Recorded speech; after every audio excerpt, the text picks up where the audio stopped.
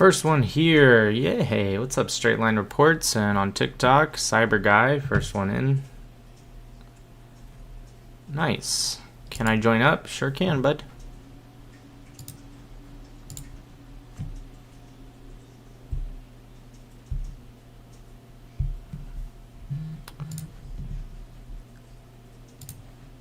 Hey, I just want to say I love your content, and Thanks. I saw your debate with Sneako, and you like really cooked up. So God bless you, and thank you for what you're doing for the world, spreading the truth. Thanks, I appreciate it. Seriously. Of course, all Thanks, support to you. Alright, man. Have a good one. YouTube notify me now when you're live. That's funny. Real quick. So, I changed the settings on my mic, but now it's possible that it's going to be too loud. I'm not sure. Especially if I start getting a little heated. So, TikTok, YouTube, looking at both of you guys' comments, can you guys tell me if this is too loud? You're good at the moment, okay? TikTok says good. So, what I learned is that someone in the TikTok comment says no one wants to hear you. This guy's here every single day watching me, and he said no one wants to hear you. That's hilarious. Anyways, I learned that TikTok's audio output's not the same as YouTube, and so that's why I was like trying to fix the settings. But both of you guys are saying it sounds good. All right, cool.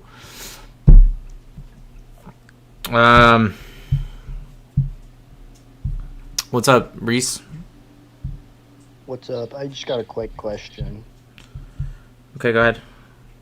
What do you feel about the, I should probably know his name, I'm from Oklahoma, the new, the potentially new, Homeland Security, head? Sure, he'll do better than Noam. Actually, Noam did okay with the border, but there's obviously just a lot of problems with her. Do you think he would be a good, choice out of almost a lot of other people?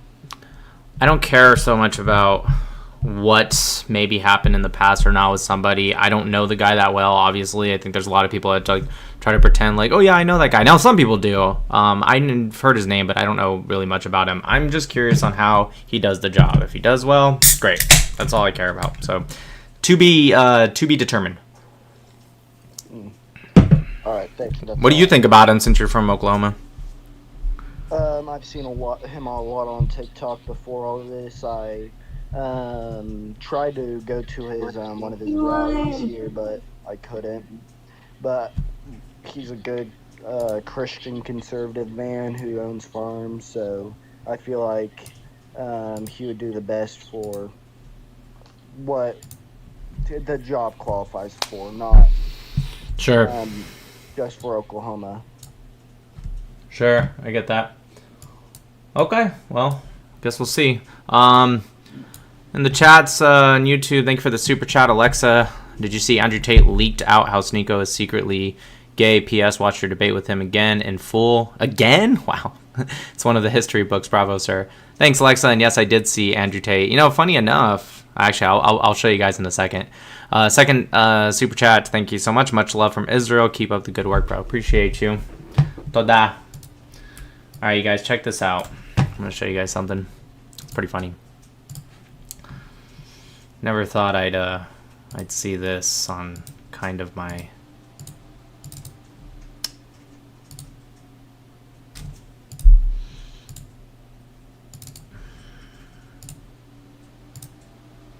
Wait, hold on one sec. That's not right. There it is. We have to go to Tal's page. Tal Oren, if you guys don't know him, you guys should. Pretty cool guy. It's also known as the Traveling Clat. That's how it is right here. Anyways, Tal... Where is it? Here it is. So Tal... Sorry, let me...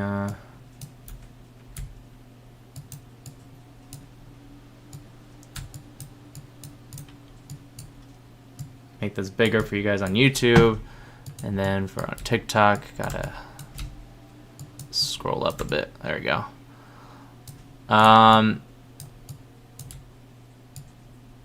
So yeah, Tal reposted my tweet saying, Sneako, was it something I said? Like, why'd you block me? And he put Sneako is gay. And Andrew Tate says, yep. And I'm like, technically it's under Tal's post, but I'm like, wow, never ever would have guessed Andrew Tate and I agree on something. And Tal, me, Tal, and Andrew Tate agree on something. And also Andrew Tate commenting under, again, technically Tal's post, but the one he reposted about me. So, you know, that was not on my any bingo card, not just 2026, just any bingo card.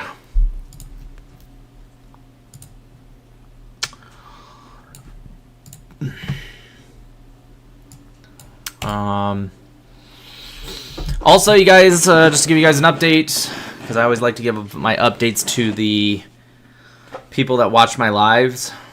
That's the benefit of watching my lives, is you guys get the stuff that I'm probably not going to necessarily say on any of my other social medias.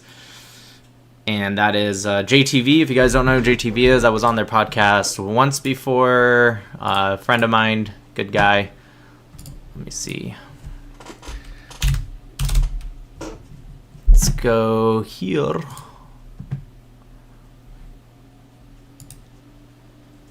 That's not it. This is right here, this JTV, the Global Jewish Channel. Oh, you run off? Hi, brother. He ended up reacting to, where is it? Let's see. There it is. Thank you, Achi. Thank you.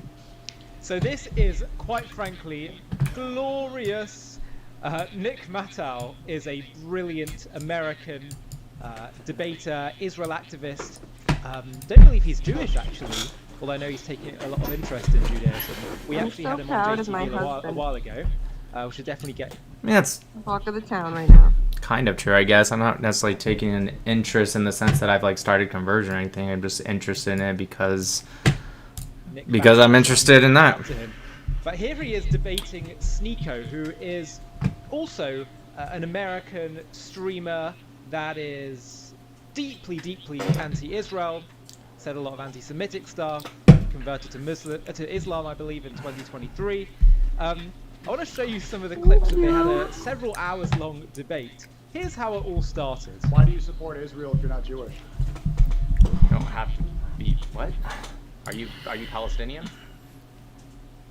Just a simple question. Right, I'm answering by asking you, are you Palestinian? No. Do you support Palestine? I want them to be free. Okay, so you support them. Wow, you just answered your own question. Good job. I want to, like, point something out to people. Get you back so bad, girl. Alright, I'm sorry. I wanted to point something out to people about, like, my debate style and what I do when I debate Israel-Palestine, specifically. First, though, I want to announce that JTV, I'm going to be on his show today after the live. I mean, it's not live, so he'll film it. I don't know when it'll get released, but I think he'll probably release it pretty quick. But I was on JTV before, so I'm going back on tonight. But anyways, I think the reason, because to me, when I watch myself debate, honestly, I'm like probably the harshest person in the world to myself. Like, all these people are just like, oh my gosh, you did so well, you did so well, you did so well. And I'm over here like, I rewatched it, and I'm kind of like, why didn't I say that? Why didn't I say this? Why didn't blah, blah, blah. I mean, that's just how I am, and that's how I'll always be, no matter how many times you guys tell me. Get the likes up, everybody on TikTok. Thank you. Love you. So, what was I going to say? But I think the reason a lot of these clips are, I guess you can say, going viral is because I do answer these general questions a little differently than a lot of pro-Israelis answer. And I kind of wish other pro-Israelis did, not to say the same words I do. Everyone has their own style, but similar. I wish they did something similar to me. And so throughout the debate, if you've watched the me and Sneako debate, 99% of the stuff he says is just a repeat of what everyone else says. It's not like Sneako is unique. It's not like he's saying stuff that you don't hear from every other pro-pally. What? Maybe, hold on one sec.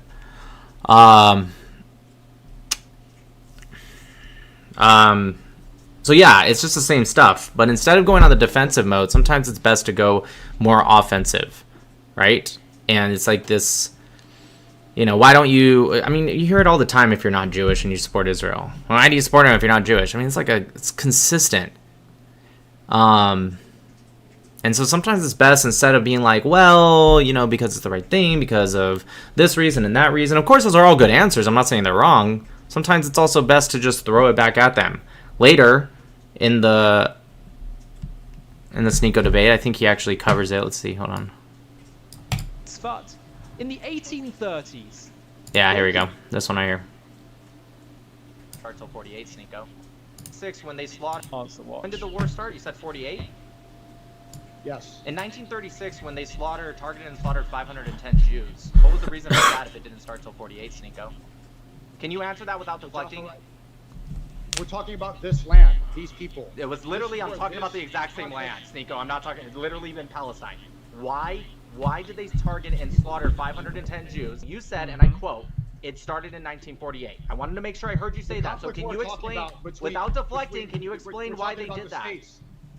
No, we're talking about the states of Israel and Palestine. Oh, so you want to purposely start it only on the convenient year for you, and you want to ignore everything before? Because you will move. Wow. Because you are trying to talk about it's a conflict between two. And this is such a crucial point that I feel like people were nervous to make this point a while back. Now people, I hope, since October 7th. So yeah, my point is that what I did differently there, because you hear that. Oh, Jesus, I did not mean to do that. What you hear a lot is the pro-Palestinian side. They go, well, it didn't start on October 7th. How many of you guys have heard that in the chat? I mean, I already know the answer. Everyone has heard that. So it didn't start on October 7th. It didn't start on October 7th. And I could answer how a lot of pro-Israelis answer and be like, no, yeah, that's true, but this specific context started on October 7th. This war started on October 7th. And again, totally fine answer, because it's true. It's true. But this is what I did differently. Instead, I say, okay, I agree. I say I agree with you. Didn't start on October 7th. Of course, this context started on October 7th. You can't deny that. And if you watch the full debate, I say that to him. But just instead agree with him and then turn his own standard back onto him and say, but it also didn't start in 1948 by that logic. Saying the entire conflict, which, by the way, I've never heard any pro-Israeli or Israeli or Jewish person or whatever, I haven't heard anyone ever say it started on October 7th in terms of the entire conflict. The only people that say that are pro-Pali saying Israelis say that. They've never actually said that. They usually are talking about, again, this specific context. If October 7th didn't happen, October 8th would have looked like October 6th. Still a conflict, but not what we saw on October 8th, post-October 7th. I know that might have sounded confusing. I hope that made sense. Okay? If October 7th didn't happen, October 8th would have looked like October 6th. It's not perfect, still conflict, but not the October 8th we've seen. And so turn it back on them. Be like, you're just as ridiculous as someone who, again, I've never heard anyone legitimately say, but hypothetically, saying it started on October 7th, like literally the entire conflict, is equally ridiculous as saying it started on May 14th, 1948. It's equally ridiculous. So take their standard, just throw it back at them. And that's why he gets confused. I'll play it one more time. Because you will move. Can you explain why they did that? No, we're talking about the states of Israel and Palestine. Oh, so you want to purposely start it only on the convenient year for you, and you want to ignore everything before? Because you will move. Wow. Because you are trying to talk about. Look at his face, how he's looking down a lot. Just he's consistently like he doesn't know what to say, because they have a script, and to be fair, there's a lot of pro-Israelis that also have the same answer. And so what they do is they say their script. They get 99% of the time, they get the pro-Israeli saying something, and then they have the next line of their script. It's imagine two actors reading back and forth to each other. What's going to happen when the actor you're reading to all of a sudden says a different line? You're going to be like, wait, hold on. That's not what you were supposed to say. And that's why the entire debate, I had Sneako constantly doing this and constantly trying to obfuscate and constantly trying to switch and deflect because it wasn't the same answer he's used to. So, anyways, if you're pro-Israeli and you do debate, again, I'm not saying the other answers aren't good. I'm just saying maybe add that to your, I don't know, your belt. Or don't. I don't know. It's up to you guys.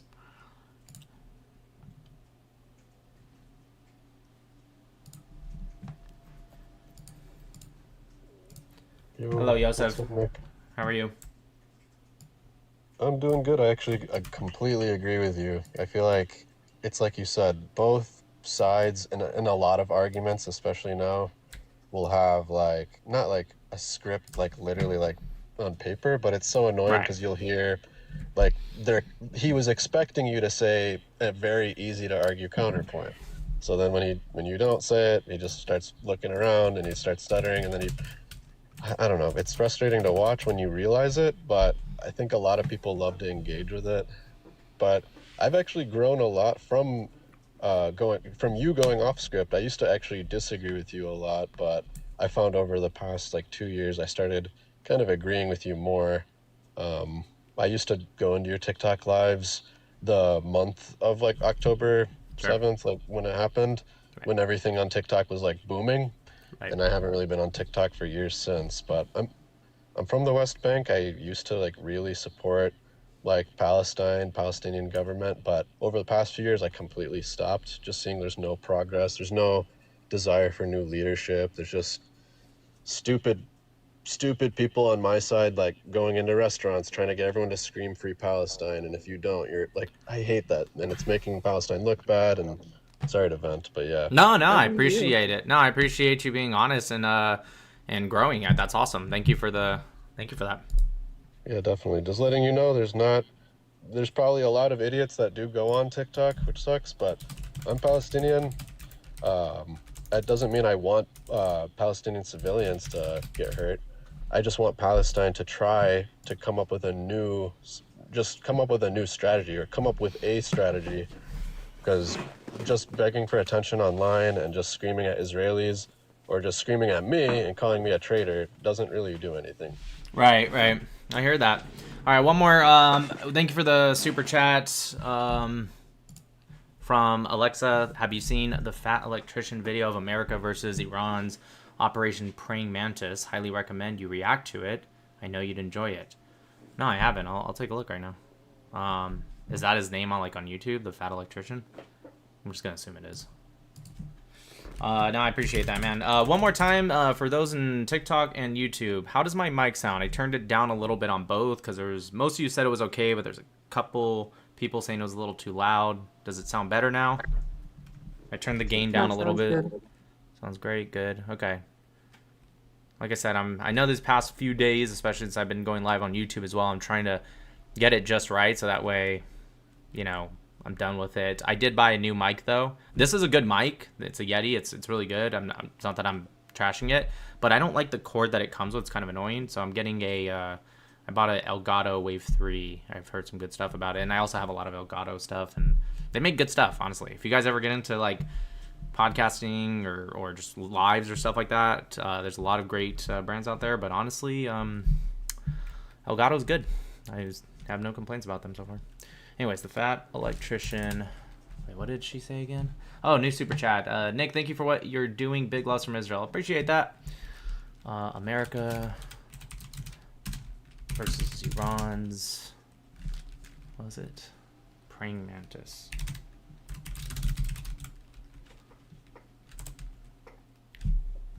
America obliterates half. I'm assuming it's this one. Let me turn on my window capture. Oh, not that one. Sorry. Is it this one? Right here at the top? It's from 2 years ago, but I don't know if that's the one.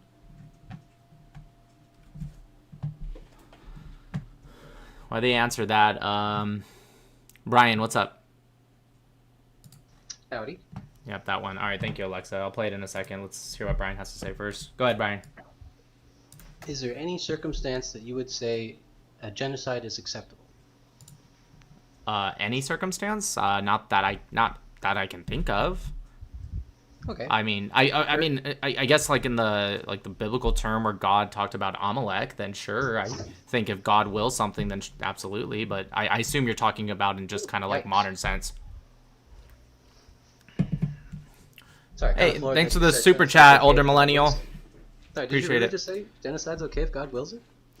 Yeah, if God says to take out Amalek, then you should take out Amalek. Oh my God. I don't understand what's the problem with that. Oh my sweet. Just Wow. make your case. Okay, wow. Stop Sorry, virtue. actually, You're just virtue signaling I right now. didn't expect you to just come out of the gate evil. Oh my God. You can say it's evil, but Okay, all right. right now what you're doing You're is hold okay. on one sec. Hold on one sec. Okay, Let me so answer. earlier you 1 compared second. the Let me Nakba answer. to All October right, 7th. dude. I'm trying to answer. Relax. So what you're doing right now is okay. No, Can you not hear me? Is my mic good? All right. Take your turn. You're fine. Am I good? Can you guys hear me? Or is he like actually listening to me and he's just like trying to interrupt me? You're fine. He's ignoring you. Go ahead. Okay, if you're gonna be up here, you have to have a back and forth. Like I finished half a sentence, you cut in, and I'm like, hold on one sec, and you just kept going. So if you're gonna do this, there's no reason for us to talk. I want to have a conversation. I don't care if you agree with me or not, but we have to have a conversation. Do you agree? Sure. Are you ready for the Sure? next question now? Okay, no. No. I'm not doing this. I'm not doing this with a troll. If you guys come up here, we have to have a conversation. Not sure, not no. You have to have a conversation. If you don't want to, that's fine. This is just not the live for you. It's as simple as that. But what I was going to say, just so you know, is what you're doing is virtue signaling. It's actually a very bad debate tactic. It's very awful. It's in true actual traditional debate, people generally do the so what. Then we have lost that part of debate, which is probably arguably like the most important part of debate, other than maybe like defining terms, I guess. And people have lost that because of this new like social media debate style. And I get it. I'm on social media and debating. But I try my best. Obviously, you can't do perfectly because there's definitely there's a lapse. But I'm trying my best to keep to those general standards of rhetoric. And so when people just say, "Oh my gosh, you're so evil. That's disgusting. That's awful." Yeah, you're not really making the case, right? Because obviously there's going to be a lot of context of why God would say something. But then I try to ask you, I assume you're talking about like the modern sense or even from a secular position where you don't believe or know if God does or doesn't exist. That's what I was trying to get to, and we could have had a good conversation. But yeah, if God... Sure, 1 second. One more sentence. If God literally exists, not like in the sense of my faith versus your faith or... No, I'm talking about like, let's say hypothetically in a world we absolutely know. If God says something, right, then... this would be a completely different question and different context. So you can't sit back and go like, oh my God. It's just not a good argument. It's just virtue signaling. Anyways, policy, go ahead. Policy, you there? Yeah, 1 second. Oh, no problem.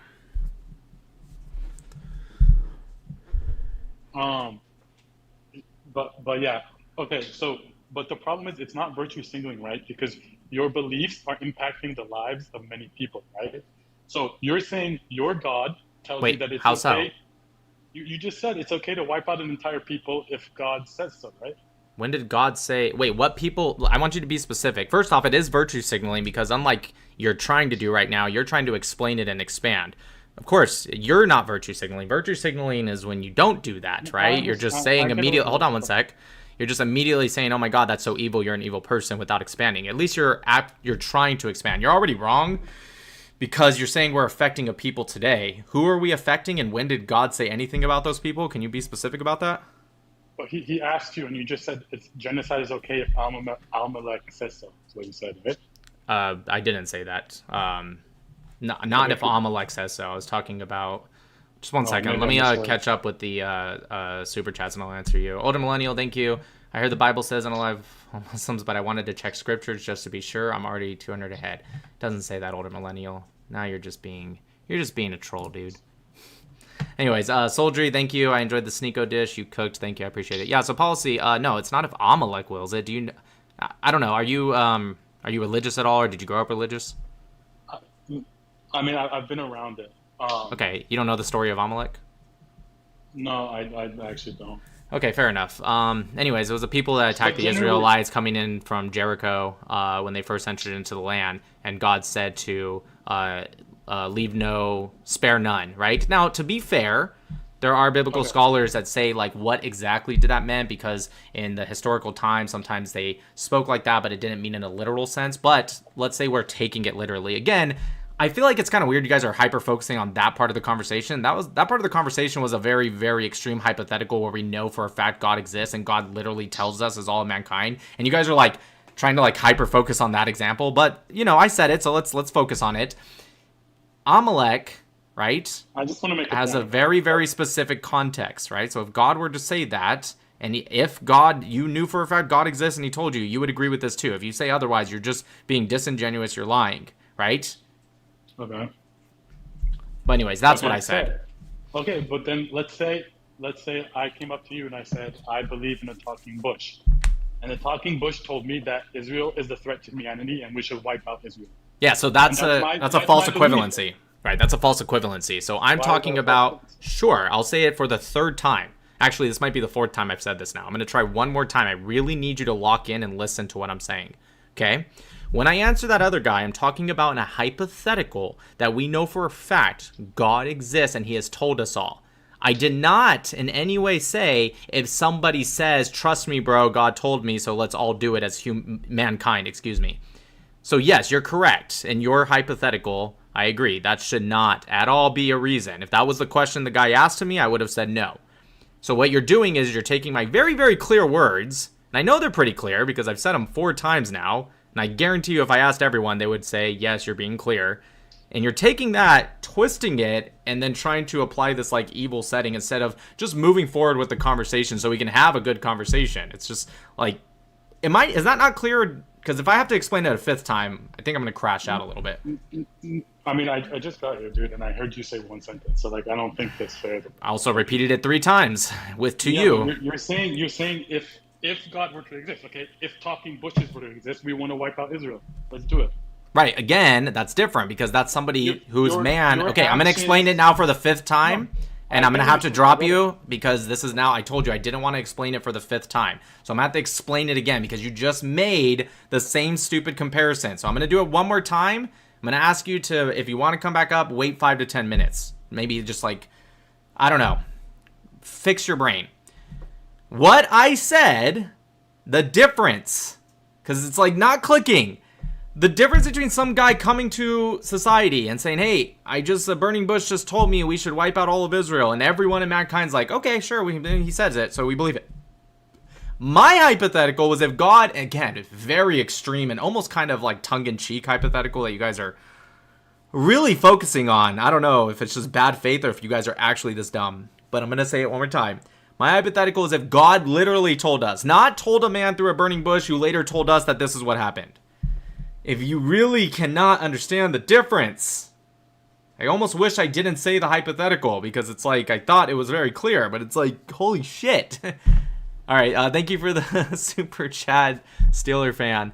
Can't believe you haven't made a bigger splash at media. One of the best arguments for an American-Israeli alliance I've heard. Appreciate you. Thank you. All right, hopefully the next guest is better. Jesus. You guys, if you're pro-Israeli, I love you guys. I'm going to try to let up opposition for now. I will bring, if you guys really want to wait, I'll bring you up for a quick second. I'm trying to find some opposition. Go Love Light. Hi, Nick. Good morning from Israel. I just want to say thank you so much, man. You've been keeping us up, and it's really, really, it's a great support. And I just wanted to, thank you so much. And thanks, Daniel, as well. You guys are doing an amazing job. Thank you. I just wanted to point out that in the Old Testament, right, the Amalek were, the son from Eliphaz of Esav, everybody who knows the story. But the reason why it came up is because in the modern era, there is a comparison that you can actually talk about between the idea of the Antichrist and the Amalek as the powers that wants to deny God and truth and so on. So if we talk about why would God say you should destroy this, it's the same question as if God says, why should you depart evil? It's the same It's about morality. It's about truth. And it's actually about loving life and loving God Yep. more than about taking out people. That's all I'm I with wanted you. to say. I'm with you 100%. Real quick, thank you for the super chat. Alex11, bravo. Bro, what the fuck? Who here doesn't get it? This guy. I know, I'm telling you. For those that are new, this is how TikTok is. When I bring these guests up, they are, again, I cannot tell if they really are just that dumb or if they are just trolls or a little bit of both. But he's just like, even in the comments after I dropped him, he's just like, yeah, Zionists are so hypocritical. It's like, dude, do you really not get the difference? It's insane, bro, but it is what it is. This is what I've been doing for 5 years, so I don't know how I haven't ripped my hair out at this point. I got a new haircut, by the way, today, you guys. I really needed it. My hair was crazy. Yeah, your haircut's amazing. Anyways, thanks, Go Love Light. I appreciate it. People weren't big in the crowd, and I just wanted to say again, it's the same reason why in Iran you would go after the son that has been nominated as the next leader. It's the same idea. We have an ideology like that. You want to finish it off. You want it Agreed. done. Appreciate you. Thank you. I'm gonna Sadia. Hi, you hear me good? Yep. Hi. First of all, I want to say I'm also from Israel. Just found out about you due to YouTube algorithm like 3 days ago, and I appreciate what you're doing. Actually, I would like to discuss for a couple of minutes about the subject that there are a lot of Israelis that actually find the war with Iran problematic. As Israelis, as patriotic, we find the war against Iran problematic. Because Bibi Netanyahu promised us like 7 months ago that the nuclear threat is vanished and the ballistic missiles are gone. And once again, we find ourselves only tonight 4 times in bomb shelters. And I'm not quite sure how much you know about Israeli politics, but it feels like he's doing everything that he can to prevent himself from. Obviously, I'm quite sure you know. Prevent himself from going on with his trials and his problems with the cases against him, and it feels like we're suffering. But I understand that in the pro-Israelis around the world, it seems like a good thing, but for some of us in Israel,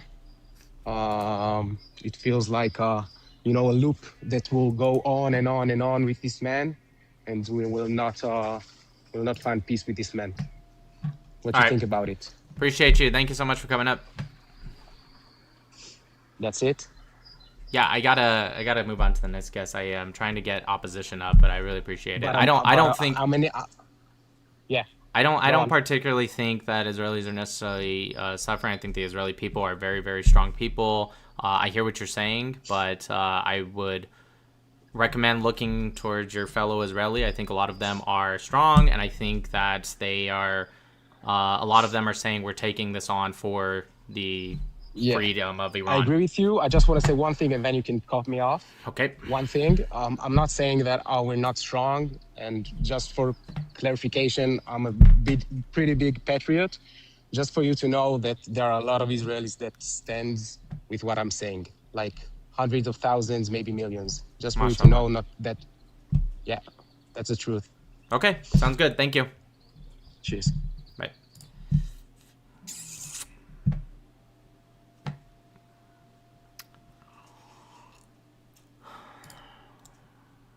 Telling you, man, leftist Israelis.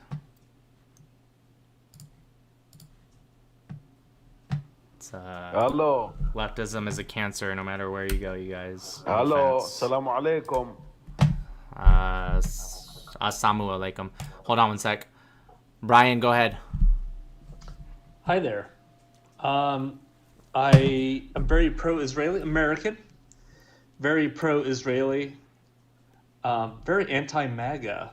So I'm just wondering how we can reconcile and meet in the middle here. This is something we need to get over. Yeah, I mean, I'm not particularly MAGA either. I know I have it up there for those that are watching on TikTok, but that's more for a conversation starter. Although I do like Rubio, that one's true. But to answer your question, like how do we reconcile? I mean, it's how you reconcile anything. You don't have to agree at all, but just understand we're still all Americans. We should want what's best for the country, regardless if there is a Trump's in office, Biden's in office, You Obama, want anyone. what's best for Israel. Stop lying. Fucking Christ. Let me guess. I'm just gonna take a wild guess. Muslim.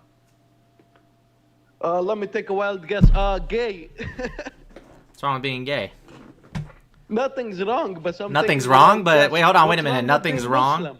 What's What? wrong with being Muslim? See, I'm not like you. I'll say a lot about that. I'll fucking, Oh, I'll you go see, off you on a that. hater, motherfucker.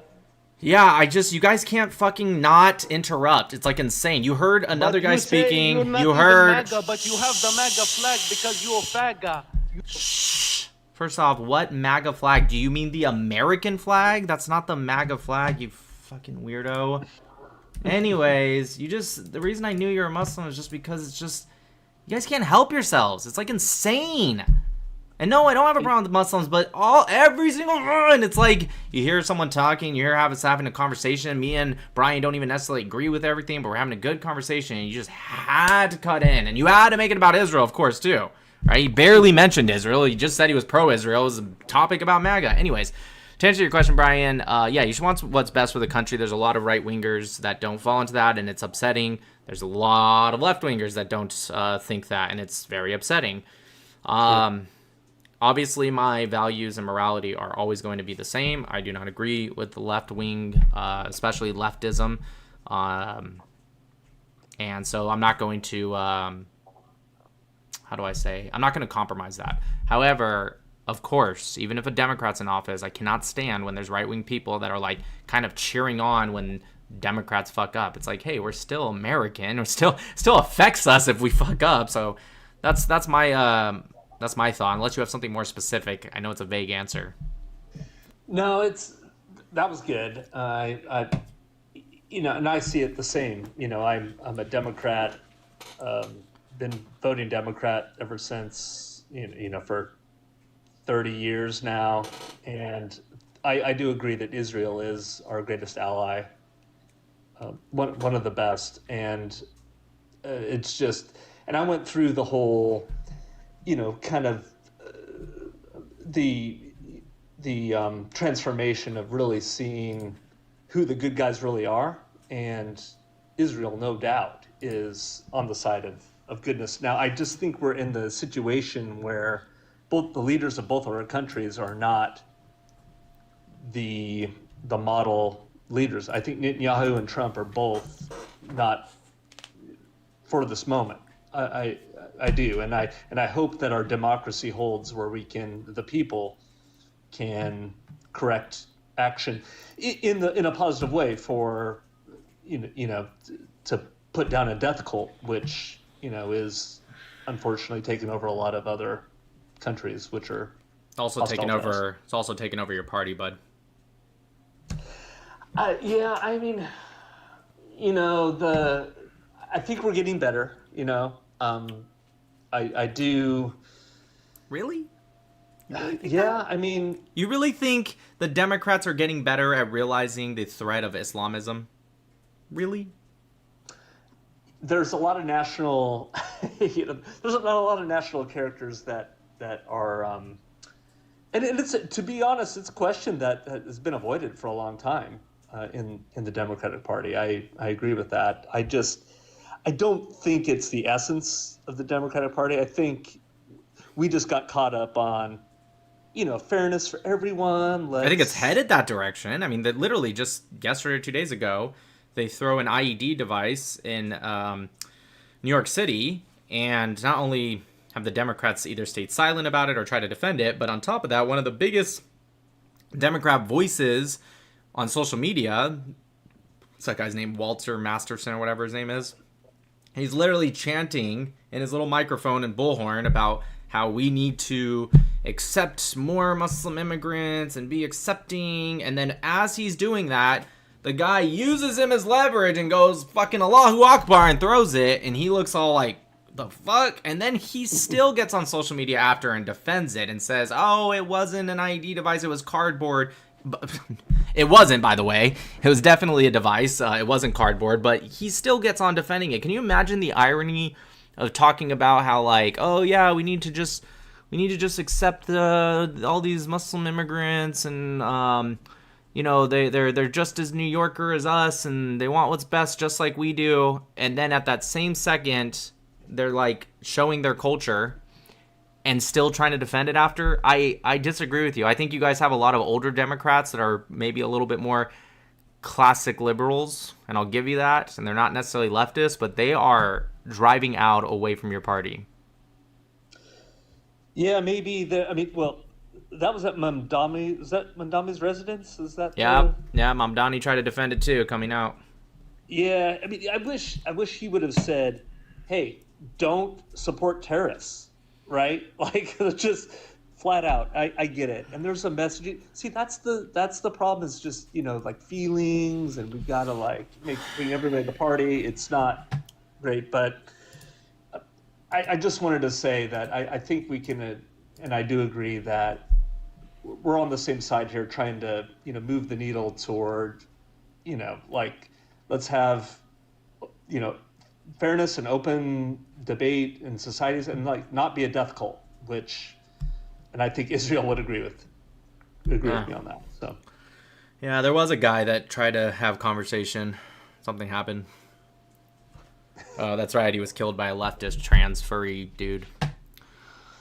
Well, we don't. I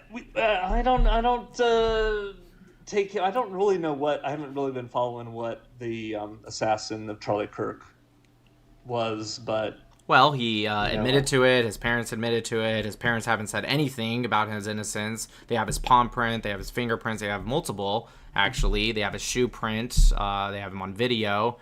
And unless you're like some kind of Candace Owens person, who now Candace Owens' new theory is something about Freemasons actually killing Charlie. So now she has said it is beekeeping Mormon, maroon shirt wearing, CIA, U.S. military, Israeli, French assassins who also used a trapdoor underneath the stage, who also is now Freemasons. I might be... Oh, and Egyptian airplanes. I'm sure I'm missing a couple, because she has gone down a lot, but I'm pretty sure that was all of them. Am I missing any? French government. I said that. Israeli, French assassins. Think I got them. Oh, time travelers. That's true. Thank you, Abiel. Also time travelers. Erica Kirk. Oh, yeah. TPUSA, including Erica Kirk. Missed that. Nope, I said the bees, Dee. I got the bees. The beekeeping Mormons. Who else? Nope, I said Israel, brick positive. I said that one. Did she say Ben Shapiro, to be fair? I don't know if she said that. I think she just hates Ben Shapiro. I think Ben Shapiro's trying to take him over. Or something like that. No, she did say that. That's true. But I'm just trying to keep it to what she said. Well, she's blaming people like that for the Iran war, and then she blames the Iran war for Charlie. So right, that's true. I got maroon shirt, Shelly. Lexa, thank you for the super chat. That makes sense to me, and then some. I know, right? Makes total sense. Or sorry, Alex, not Alexa. You guys keep liking the live on TikTok. Send some heart me's. Show love if you can. Let's get it going. All right. Anyways, thanks, Brian. I'm going to try to move on. I want to watch this video, and I need to get through a couple more guests. So thank you so much for coming up. Yep, thanks, Nick. Nice haircut. Yep. Thanks, man. Bye, Brian. Proud Zionist, what's up? I'm going on JTV. I know. That's one of the reasons I came up. When are you going on? After the live. Technically tomorrow, but 2 a.m. my time. What's the time now? 9 p.m. He's up 9 o'clock. Yeah, I'm surprised. I'll have to stay up. I'll have to stay up super late tonight. Nah, we'll just talk for an hour. It's not gonna be that long. Okay. He's just gonna be waking up. Yeah, I know. Because at first he told me, he's like, can we do like 8 a.m.? I'm like, I can wake up at 8 a.m. and do... I mean, I already wake up at that time. I wake up usually around 7:30. But I just told him, you're going to have like total monkey brain. Like me just drinking coffee being like, yeah. So decided to do it late. So now he'll have the monkey brain. Yeah. JTV is a big channel on YouTube, you guys. Check it out. And my brother-in-law. And it's his brother-in-law, yes. Facts. Yeah, it's a great. I must say, he only messaged me the other day, 2 days ago. Thank you, Canelets, for the little Leon the kitten. I love you. Appreciate I love that. that one. It's so cute. I get a message from Ollie. It was today. Yeah. Nick is brilliant, and send me a video of yours. Thanks. Tell your brother thanks. All right, Moshe, I'm gonna get through these. Anyways, nice seeing you. Yeah. Nice, and I must say, I don't normally watch the whole 2 hours debate of stuff, but I did watch the whole 2 hours debate of Thank you, Angel. Appreciate you. One. He got destroyed there. Thank you. I Anyways, appreciate it. Nice seeing you. See you till probably next few months in a few months' time when something else big happens. For sure. Have a good one. See you, bye. Yeah, bye. You don't have a name. Oh, yeah, JB, my name is Jack. Jack? Yeah, my name is Jack. All right, what's up, Jack? How are you doing today or tonight? My bad. Yeah, no, can't complain. How are you?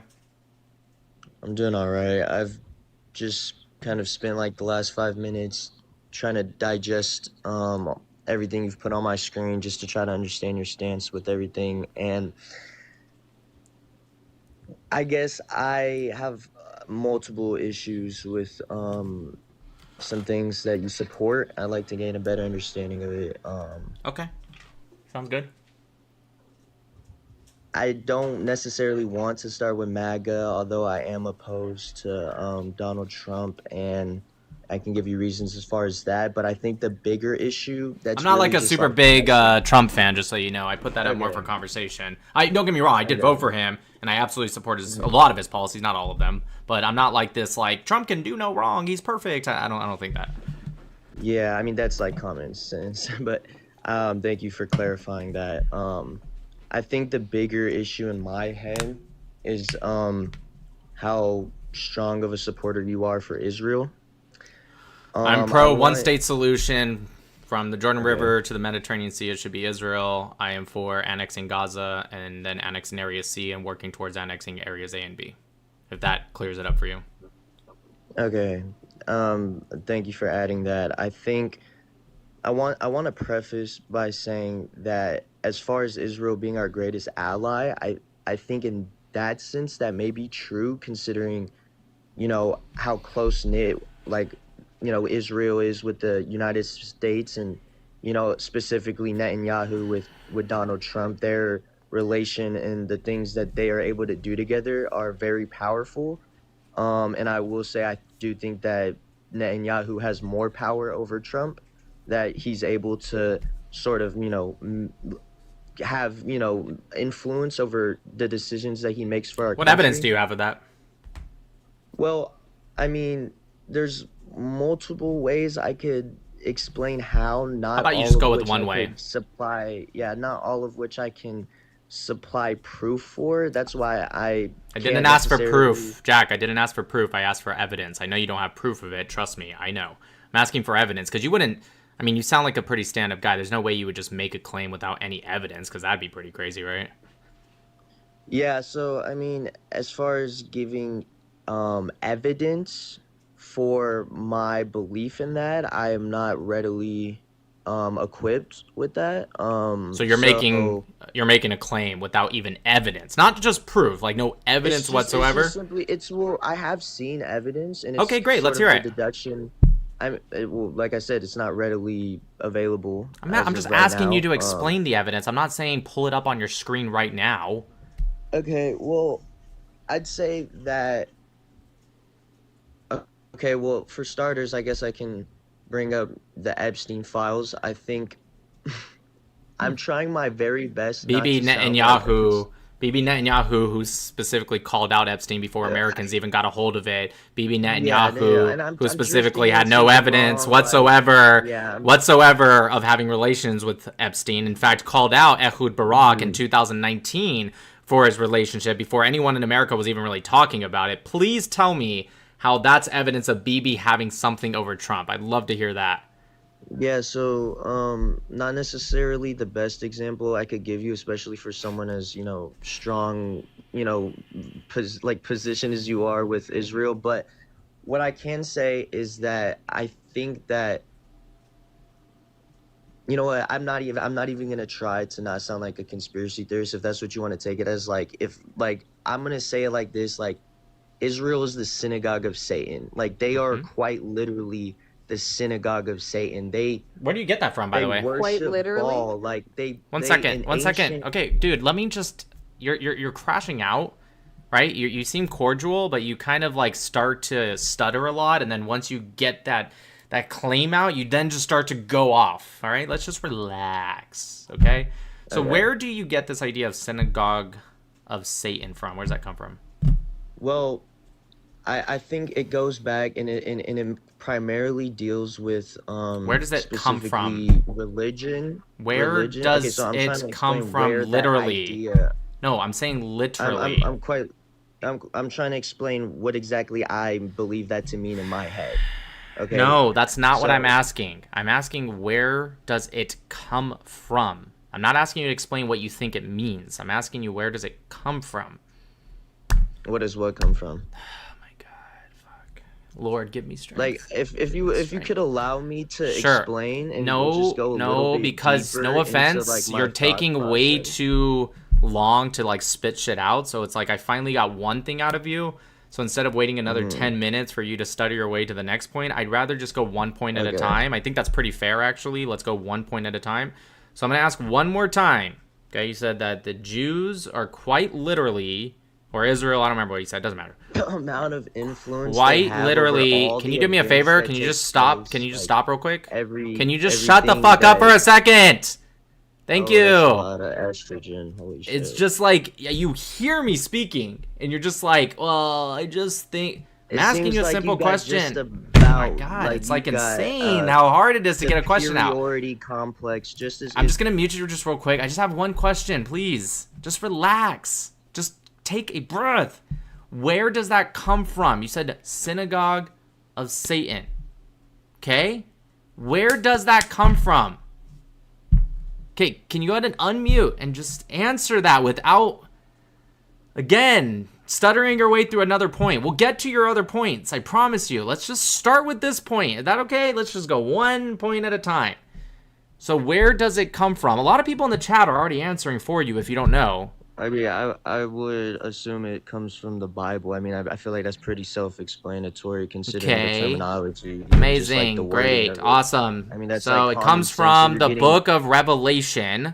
Did you know this? Much energy to ask a self-explanatory question. Like, it's not self-explanatory, by the way. A question that didn't need to be asked. I'm just being real. It does need to be asked because you don't even know where it comes from. Okay. My point. I'm also not your therapist, so I also don't need to hear you cry about this. It's very simple. You said it's self-explanatory, but you answered with, I assume it comes from the Bible. You don't even know where in the Bible. So just so you know, it comes from the book of Revelation. Okay, what chapter? I don't know. Okay, so you don't know. So shut the fuck up for a second so I can answer. I said I know it comes from the Bible. All right, thank you. All right, thank you. I'm just going to answer, and maybe if you want, you can come back up after. I don't know. I'm assuming you're not going to, but I really need to get this out, but you won't shut the fuck up for a second because there's a lot of people that make this claim, the synagogue of Satan, and they don't know what it means. And you just won't stop talking so I can inform people. So just so everyone knows, it comes from the book of Revelation. You know what? Let me go grab my Bible. My Christian Bible, and I will be right back. I'm going to show you guys.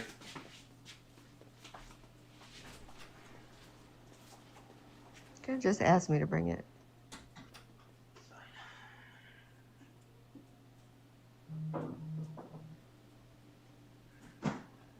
Negan's been watching Fauda. Yep. It's amazing.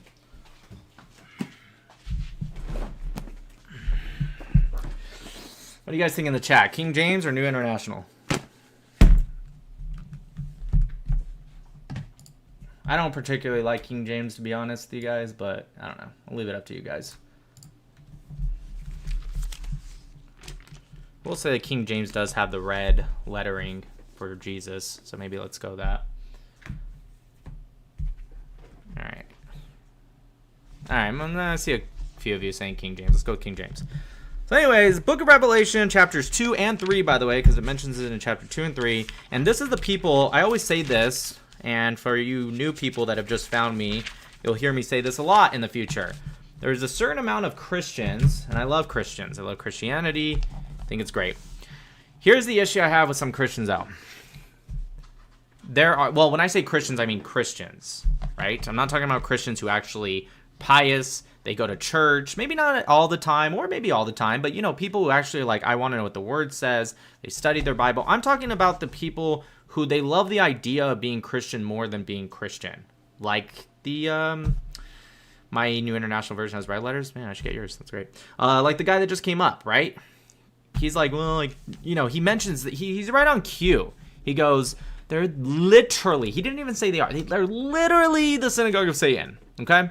And then he doesn't even know where that comes from, doesn't even know what it means. And there's a lot of people that don't. They're just anti-Semites, so they repeat what they heard is in Revelation 2:9 or Revelation 3:9.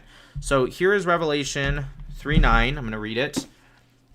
This is assuming you don't read anything. You just only read the verse by itself. No context, no nothing.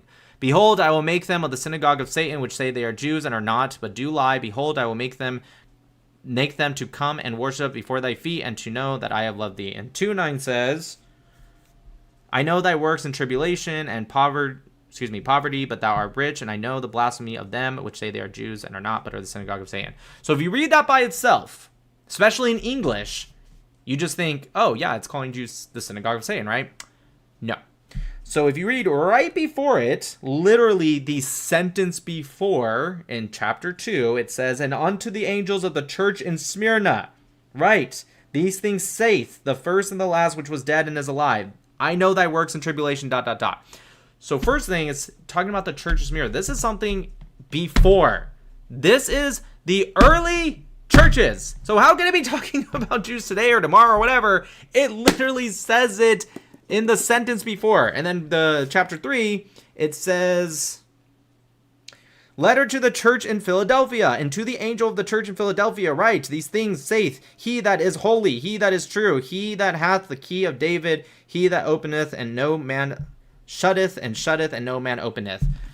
Amen to my Christians in the chat. Anyways, it says it. But if you just skip that part and you only read one sentence, you think. Now, if that doesn't convince you, let's keep going. Everyone in the chat, I'm trying to get you guys more involved instead of just rambling. Can you guys tell me what the New Testament was written in? What language?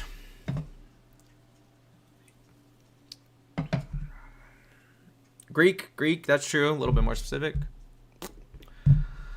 No, not Latin. It's Greek. Definitely Greek. I'm joking. Oh, okay. Fair enough. Malaka. You guys know what that means? No, what is that? Malaka. Coin Greek. There you go. Semi Madu for the win. It's like the word you say, like you fucking bitch. Ah, you know what? I did know that actually. From The Wire. That's right. A lot of you guys are saying it. Coin Greek. That's correct. If you guys look up the Coin Greek word for synagogue. I grew up with a Greek best friend.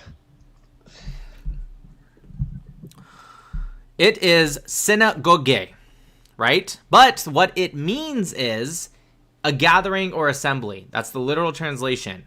The problem is you have a bunch of Christians who, again, a real Christian will know the context of the book of Revelations chapter 2 and chapter 3. It'll know the context of the early churches. It'll know the story of what Jesus was talking about at the church of Smyrna, the church of Philadelphia, and the early churches. And the Jews, not all Jews, those specific Jews who were lying and saying stuff to get other Jews in trouble with the government. Okay? So, the reason we know it's not literally all Jews, well, we know it's not talking about today because it's literally talking about the early churches. Literally talking about the early churches. I just proved that. But the reason we know it's not even talking about all Jews is because the word it says, right, is it's talking about... Hold on, I'm looking for it. The pronunciation synagoge, right? Translated as assembly. Where is it? Hold on. I didn't type in the right thing. Here we go. So it is saying in the original Koine Greek, it is using the word that's pronounced synagoge versus, I'm not good at Greek, so if somebody knew Greek, they could come up, and I'm assuming nobody does. Synagogie, I think is how you pronounce it. I'm kind of learning the Greek letters. Regardless, the point is it uses the first, not the latter. That is the nominative singular form. It is not using the plural form. What that means is it is literally in Greek, because in English, we don't really have those. And a lot of foreign languages, for example, foreign to us, I guess, they have a split between if you're talking to sometimes man versus woman, sometimes if the woman or man is saying it, plural versus singular, blah, blah, blah. So what it's talking about is a small group, or it can even be talking about a singular Jew. Now, because I know the story of the Church of Smyrna and the Church of Philadelphia, it's talking about, it's not literally one single Jew, but it's not the word that would be used if he was applying it to all Jews. So, synagogue of Satan, as somebody in the YouTube chat said, I was literally just about to say it perfect, it literally means assembly of accusers. The problem, if you read this in the original Greek, you would know this. You would know it's not talking about, but the problem is it is translated to English, and then you have a lot of bad faith actors who, again, they like the idea of being Christian more than actually being Christians, right? The Bible's not that long. Read it. Read it. It's good for your soul. It's really good for your soul. Read it. But anyways, the point I'm making is that you would know this if you're reading it in Greek, but they read it in English and they use it and they hear the word synagogue. Of course, what does everyone in the world think when they hear synagogue? They think, oh yeah, the Jewish church, if you will. I hear that all the time. That's the Jews' church, right? Temple, right? That's where the Jews go to, pray and whatnot and do service. They don't think of it meaning just assembly. It could apply to more than just Jews. On top of that, when they hear just Satan, again, this can mean adversary or accusers. In this case, it's talking about accusers because that's what that group was literally doing at the Church of Smyrna and at the Church of Philadelphia. Anyways, that's the answer. That's why I ended up kicking the guy, because he would not let me get that out, because I think it's important. There's a lot of people that say synagogue of Satan. It's all the time. Candace Owens brings it up all the time. You know, this devout Catholic Candace Owens, you know, she really, really is very devout. She's very devout. You guys know that? Anyways, someone in the chat said, show your tattoos. I have a lot of tattoos under my shirt, but I'm assuming you're talking about this. It says in Hebrew, I'm Yisrael Chai. I'm Mexican. I got this from a guy from Mexico City. I actually want to get this off and this off because I don't like those symbols anymore. This one too. I actually drew this one myself. It's kind of like, some people think it's the Star of David. It's not. It's the kind of equality, equal up, equal down kind of thing. And this one, Yonk.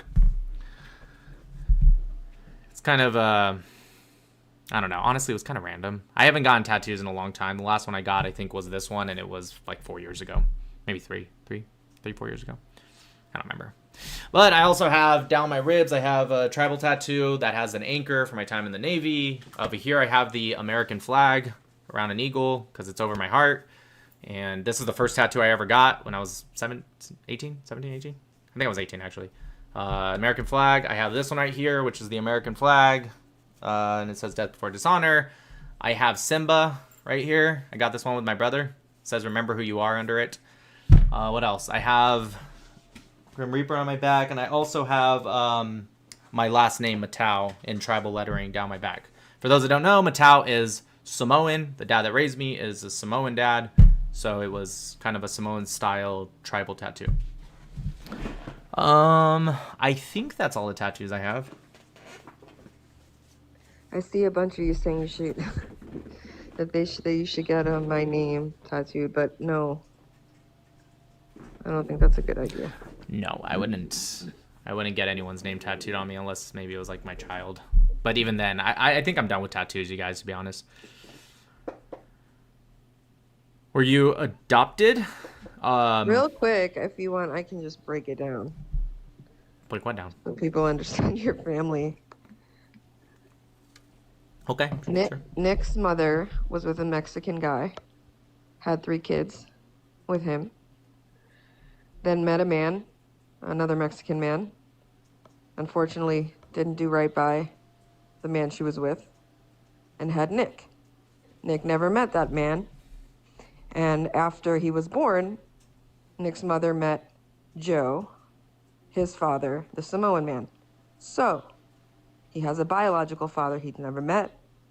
His Samoan father raised him, and he sort of has another set of parents, which are his siblings' parents. So he's been raised in Mexican culture, mostly. Obviously, his mom's Italian, And his dad is Samoan, so you're missing a couple things. So I'm just gonna. And he's a bunch of different things, you know. All right, I'm gonna. Sorry, I tried. No, it's fine. You did okay. It's not just. I mean, she said after I was born, but to be specific, he's raised me since I was 1. That's why I have the last name Matau. It's Samoan. He raised me since I was. I mean, before I could remember. So he's my dad. But yeah, my mom is. You know, that's where I get my Italian and Native American from, and then my biological dad, even though he was Mexican, he was ethnically Spanish, because I was just like, when I was born, I was like, my dad's Mexican, I'm pretty light-skinned, and then I did a DNA test, and I mean, I got some Mexican, but it was actually mostly Spanish, and so that made sense. I was like, oh, okay, he must have been Spanish. Again, never met the guy. Which I don't really care. People have always asked, like, oh, would you be interested in meeting him? Not really. I don't hate him. I don't know him. I just, whatever. It doesn't matter. I have an amazing dad. He literally raised me since. And a bonus dad. Yeah. And yeah, my Both brother and were sister's dad. Great guys. So. Yep. And then when I talk about part of my family coming from Mexico and getting their citizenship, I'm talking about my brother and sister's dad, but their family's literally, I mean, it's literally just like my family. I was raised with them. A lot of them are from, one second please, a lot of them were born and raised in Mexico, and then my generation, right, was the first generation here, and that's why I'm very much against illegal immigration, because I've seen all these, you know, a lot of people who, by the way, they're all patriots, they all served in the, Jesus Christ, these fucking Muslims, dude, in the chat. Anyways, they all served in the military. The men did. Most of them in the Marines and Navy. There's a couple, but mostly it was Marines and Navy. And they wave the American flag. They're proud patriots. They assimilated into this country. They speak English, and they can't stand illegal immigrants. It's just it's just a bad look when all of them did it the right way. They got citizenship, right? They assimilated. That's a big one that people don't talk about. People just think as long as maybe you just get your citizenship. I mean, that's important too versus being illegal. But you should also assimilate. I'm not saying that doesn't mean you can't be proud of your culture, of course. But you have to assimilate into the country you're coming into. It's that's just, anyways, you get the point. Real quick before I forget, thank you for the super chats. The Sal, I'm Lebanese Christian. We should chat. Sure, no problem. You have to come up, but and thank you, Alex 11 Bravo. You should do a collab with Wes Huff. P.S. Did you see him destroy Billy Carson? It's the same what you did to Sneako. That's how I heard of him. I actually don't even know either of those guys are, but sure. Someone in the TikTok comment said Nick's dad went out to get milk and never came back. Yeah, maybe. True. I think he went back to Mexico, actually. I don't even know if that's actually particularly true or not. Yeah, I don't really, I'm not ashamed of it. I know there's like some weird pro-pallies like in the chats and stuff. It's like, oh, your dad left. Like, yeah, okay, so. Somebody said we need to hear Danielle's story. Really, really easy. 2 Israeli parents moved to New York separately, met in New York, was born and raised there, moved to Israel when I was 21, and left like 3 years ago for Nick. So yeah, I don't particularly, like, I don't even understand why that would matter at all. Like, it's not even a big deal. I was literally raised by a dad. It's no difference from my point of view. From my point of view, from the time I could remember, I had a dad. It's like, think it would be different if he was biological? No, he raised me significantly better than that other dad obviously could have raised me and gave me the values that I have today. Thank you for the super chat. Made me smile. W Nick, appreciate it. All right, let's let up a couple more people. Let's see if we can get some conversations going. Hello, Nick. Can you hear me? I can, but let Sun go first because he was here first. Hey, can you guys hear me? Sure, yeah. Before I pop off on anything, I just kind of want to do a temperature check, see where we're at, what we're talking about. Right there, bud. Just around war, like go off, say some stuff? Well, wait, what's your question? Yeah, just say what's on your mind. I mean, as long as it's within the topics, like don't, I'm not here to talk about pizza or something. Definitely not about pizza. It seems like going into Iran, starting us down a path that is going to send boots on the ground. I know he said he doesn't want to, but man, you unleash that monster, you start going to war with anyone. It's a matter of time before they send in Marines. It seems like a betrayal of what he ran on. Wait, real quick, before you go down the rabbit hole, you're kind of setting Sure. a precedent that you didn't establish first. So you're kind of like Totally. doing that to like, yeah. Can you first establish it first? Where are you getting that from? Why is that? We've done attacks in other places and didn't send boots on the ground. So why are you making this false claim that if you start it, then you have to do that? Where's that coming from? Yeah, just the things that he's mentioned, right? So what I've heard last, and correct me if I'm wrong here, I'm hearing good faith, all right? I think if it was Rubio versus Trump, I would vote for Rubio. So I feel Same. like you're a dude I can talk to. He says he doesn't want the current guy, the son of the Ayatollah, to take Mujtaba. over power, right? Right. Yeah. If that's going to be the case, and we're actually going to do regime change, it's not going to be like we go in, we kidnap the old guy, next person who's in line like we did in Argentina steps up. If we're actually going to go in there like he's saying, they're going to need to put boots on the ground. So that's like the quiet part not said out loud. That's where I'm coming from. Okay. Well, first off, I still don't understand how that could, why that specifically, how do I say this?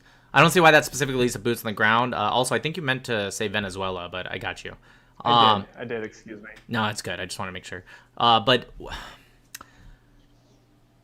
Mujtaba, well, real quick, Mujtaba okay, well, then never mind. I was going to say Mujtaba Khamenei has already been injured. It hasn't been confirmed if he's dead or not. I don't think he is, but it's already, like, I don't think you need to send boots on the ground to take him out. Also, I want to make it clear some sources are like 5 goals of war that America has established and is pretty much held to since the beginning. None of those say regime change. Of course, they desire regime change, but they have never said anything about like we can accomplish these 5 goals, but if there's not a regime change, we're going to stay in and we're going to do whatever we can. Like, it's not particularly and the administration has made clear that it's not particularly our job, but of course that would be very ideal.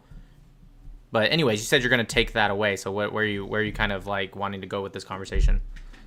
Sure. So I'll even say, like, we're not going to do boots on the ground. We're just doing military operations. Trump ran on no more wars, right? We're not going to be in Afghanistan. It's not true, actually. We're not going to be in Iraq. Okay, because that was what I heard from Trump, and that was like the one thing I could give him is like he doesn't want to go to war with Russia, he doesn't want to go to war with Iraq, he doesn't want to go to war with Iran.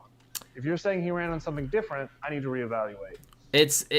Look, I'm not going to harp on you specifically because there's even a lot of big Trump supporters that do not, that say the same thing. He ran on no wars. It's like, dude, no. I've been to Trump's rallies, like in person. I was at his rally the day before he got elected the first time. I've been to the newer rallies when he was campaigning this last time.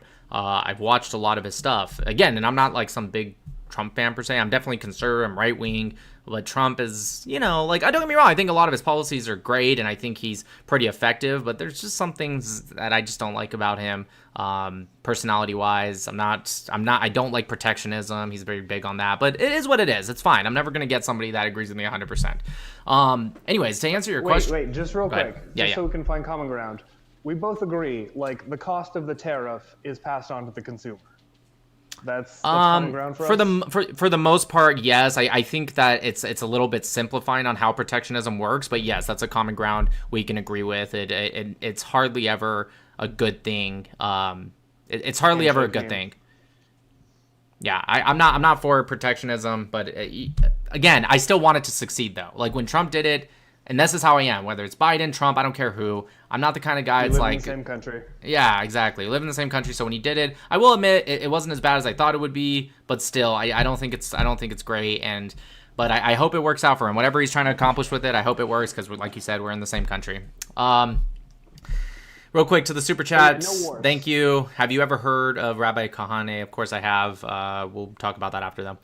So yeah, he didn't say that. He said no new wars, and I can argue that this is not particularly the case. But also, it's very important to hold on. It's very important to understand context beyond just clips and single sentences. He has said consistently from the first time that I know of. It could have been before, but I'm pretty sure this is the first time. 1980, he's talked about military action against Iran. 2011 and on, he has mentioned it pretty much every single year. And he has gone as far as to say we should obliterate and bomb the shit out of them. He has said while we're doing what we're doing in Syria, we should go and bomb Iran because of they can never have a nuclear missile. This is times before he was in office. This was times in between his 2 terms. This was when he was in office. This is now. He has been saying this for decades. On top of that, he has also made it very clear when expanded on, when they've literally asked him, what do you mean? Like, sometimes you say obliterate them. Sometimes you harp on Obama. You're like, oh, he's going to go start shit with Iran to get reelected, and it's a coward move. I don't know if that's exactly what he said, but he said something like that. And so people have asked him, like, can you expand what you mean? And he has said very clearly that I believe if I was in office, now, of course, he's Trump, so everything's big, and he's the best at the job, and no one can do it like him. So he's like, sure. I'll get it done. Yep. I'll get it done. I'm the best negotiator. Obama's weak, right? He said that, but he made it very clear. If you exhaust all negotiation, then the military option should always be on the table. I'm like quite literally quoting him. Wait, okay, may I? Yeah. I feel like that's a great jumping off point because I think this is the big thing, is they're in negotiations with Iran. They are not close to enrichment, man. Like they're not even close to like nuclear plant enrichment, which... Wait, okay, stop real quick. You're talking to a literal nuclear engineer. You are so wrong. Are you Navy? Are you Navy? I was in the Navy for 12 years. Oh, okay. Well, I'll sit down and listen. Thank you for your service. I appreciate it. Yeah, dude, first off, enrichment to nuclear reactor levels at a low level is about 3 to 5%. Okay? If you want a... Whoa! Yeah. What? Yes, 3 to 5% at a low-level reactor. If you want We're not talking weapons grade here, because weapons grade is like 45, Hold on. 50. Wait, I'll get there. No, first off, weapons grade is 90. You're, again, wrong. Okay. You can make dirty nukes maybe at 45, 50, but you can't really make a nuclear... Right, but hold on. Wait. You said, and I quote, maybe you forgot, maybe you misspoke, you said they're not at enrichment levels, and then you said they're not even at reactor levels. That's what you said, right? Yeah, so what I meant was...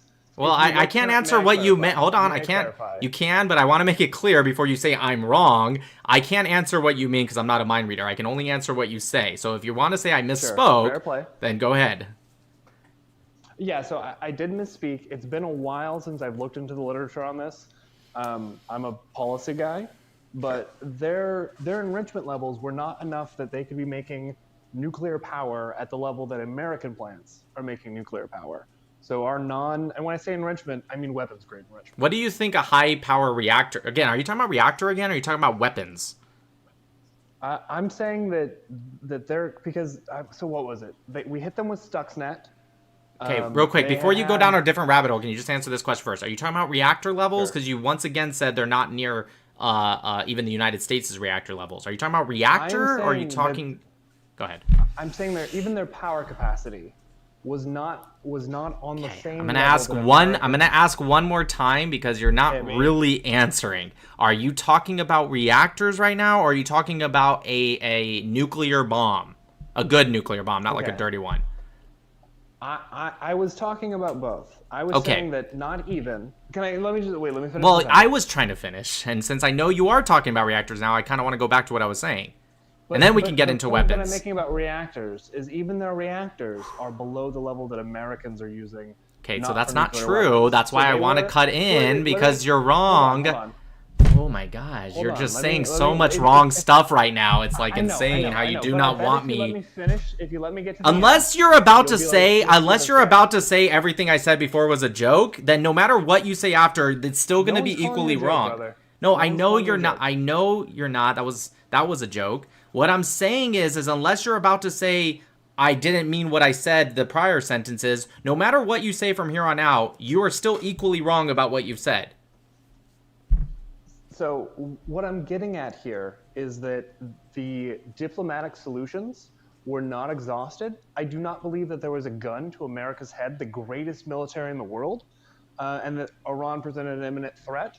And that we could not have... Okay, you're changing the subject a little bit. I'd love to talk about it, but this is what I was trying to express. No, but you still said so much... Let me make it easy for you. No. Okay, I'm going to be a little bit more aggressive now. I'm trying to be cordial, but you are really going off for like 10 straight minutes. All right, you've said so much wrong stuff. I feel like... Okay, fine. You can cut out, but I got you. I got it. if you want, you're an adult, you can do what you want. You're more than welcome to cut out, but you said so much wrong stuff. And this is also an audience where 631 people are watching here, and on TikTok, 460 people. So over 1,000 people are watching right now. And instead of letting me explain to 99% of people probably don't know shit about nuclear power. And instead of letting me do that, you will not let me speak. And I'm trying to be cordial with you because you seem nice, but you now are like trying to move the goalposts, or not really move the goalposts, but you're trying to bring up a second point about all We're this at other about stuff. 1.5 right now of all.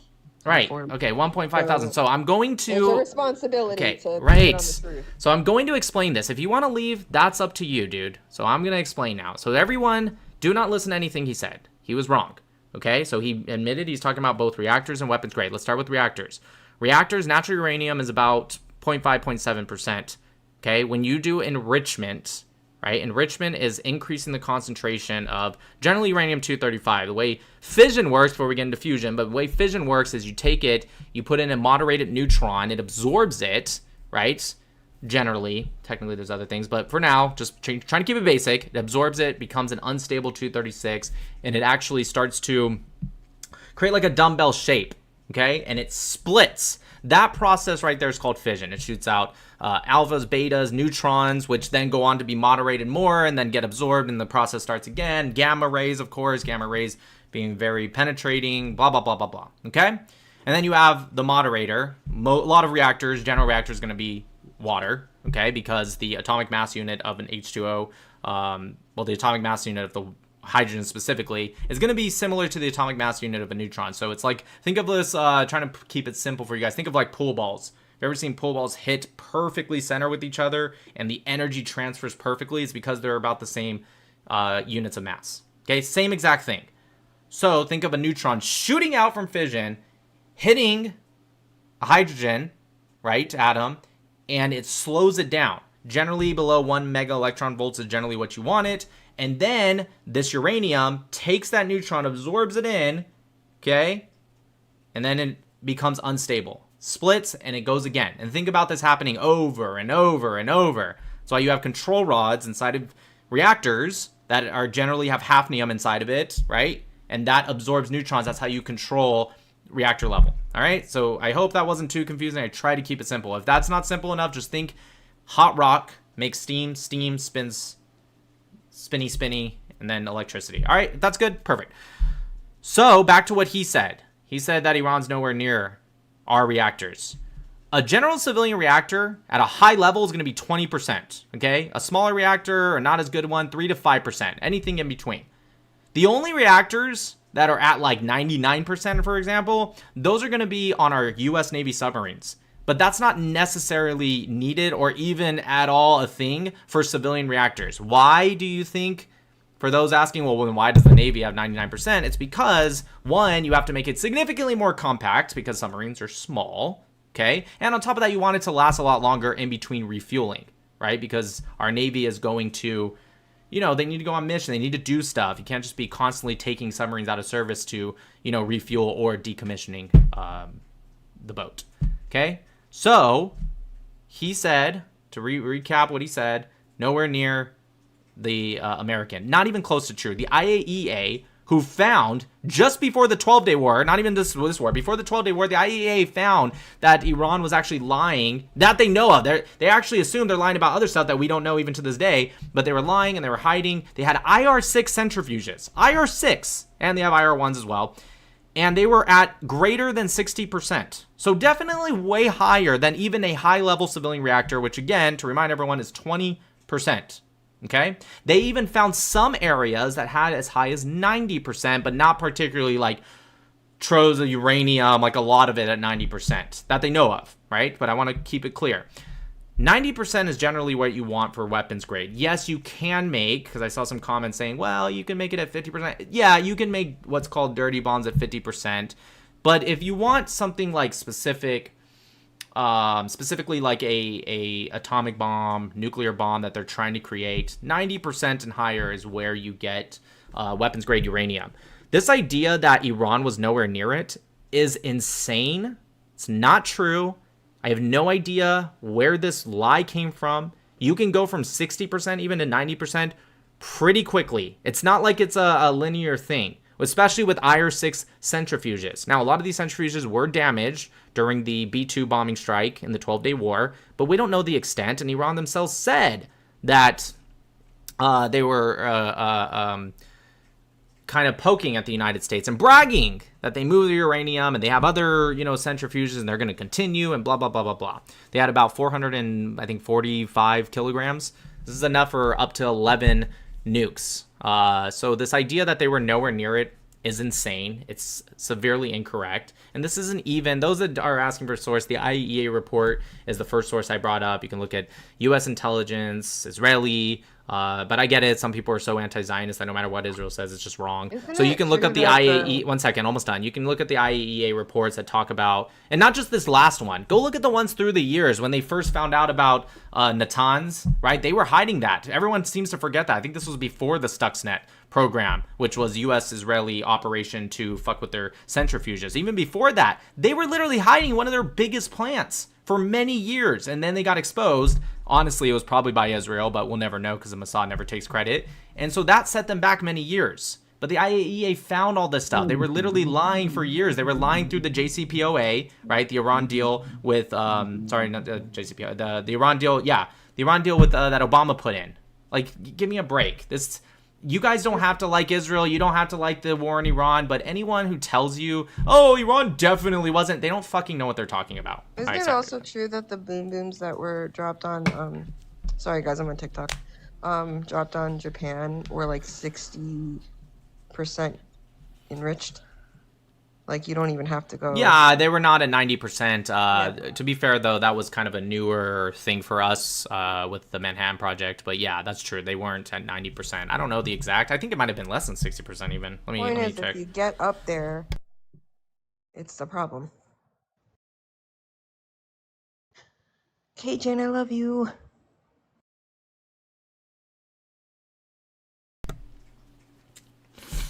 Oh, actually, it's higher than I thought. It said little boy had 64 kilograms of highly enriched uranium. It said the average enrichment was about 80%. Okay, I'll be real. That is higher than I thought. I would have thought it was actually 50 to 60, but it does say that different parts of the core range from 50 to 90%, but the average enrichment across was 80%. Okay, it's higher than I thought, but yeah. So yeah, that's this idea that Iran was nowhere near or not doing it. Again, it's just ridiculous. There's plenty of arguments you can make that I will argue against, but there's plenty of arguments you can make about not attacking Iran or not going in at all. That this is just not one of them. Anyways, G-Man, go ahead. Thank you, E-dubs. Okay, can you hear me now? I just want to make sure. Sure can. Okay, so I know you like to have people put like context like before we have like a debate or anything. I'm not trying to debate really, but I'm an independent and I'm just coming from a perspective of like when we did I'm talking about the Iran war. I want to get that across. I'm talking about the Iran war. That's my topic I want to talk about. Sure. And I get the stuff that we did last year with the B-2 bombers, I believe, right? The B-2.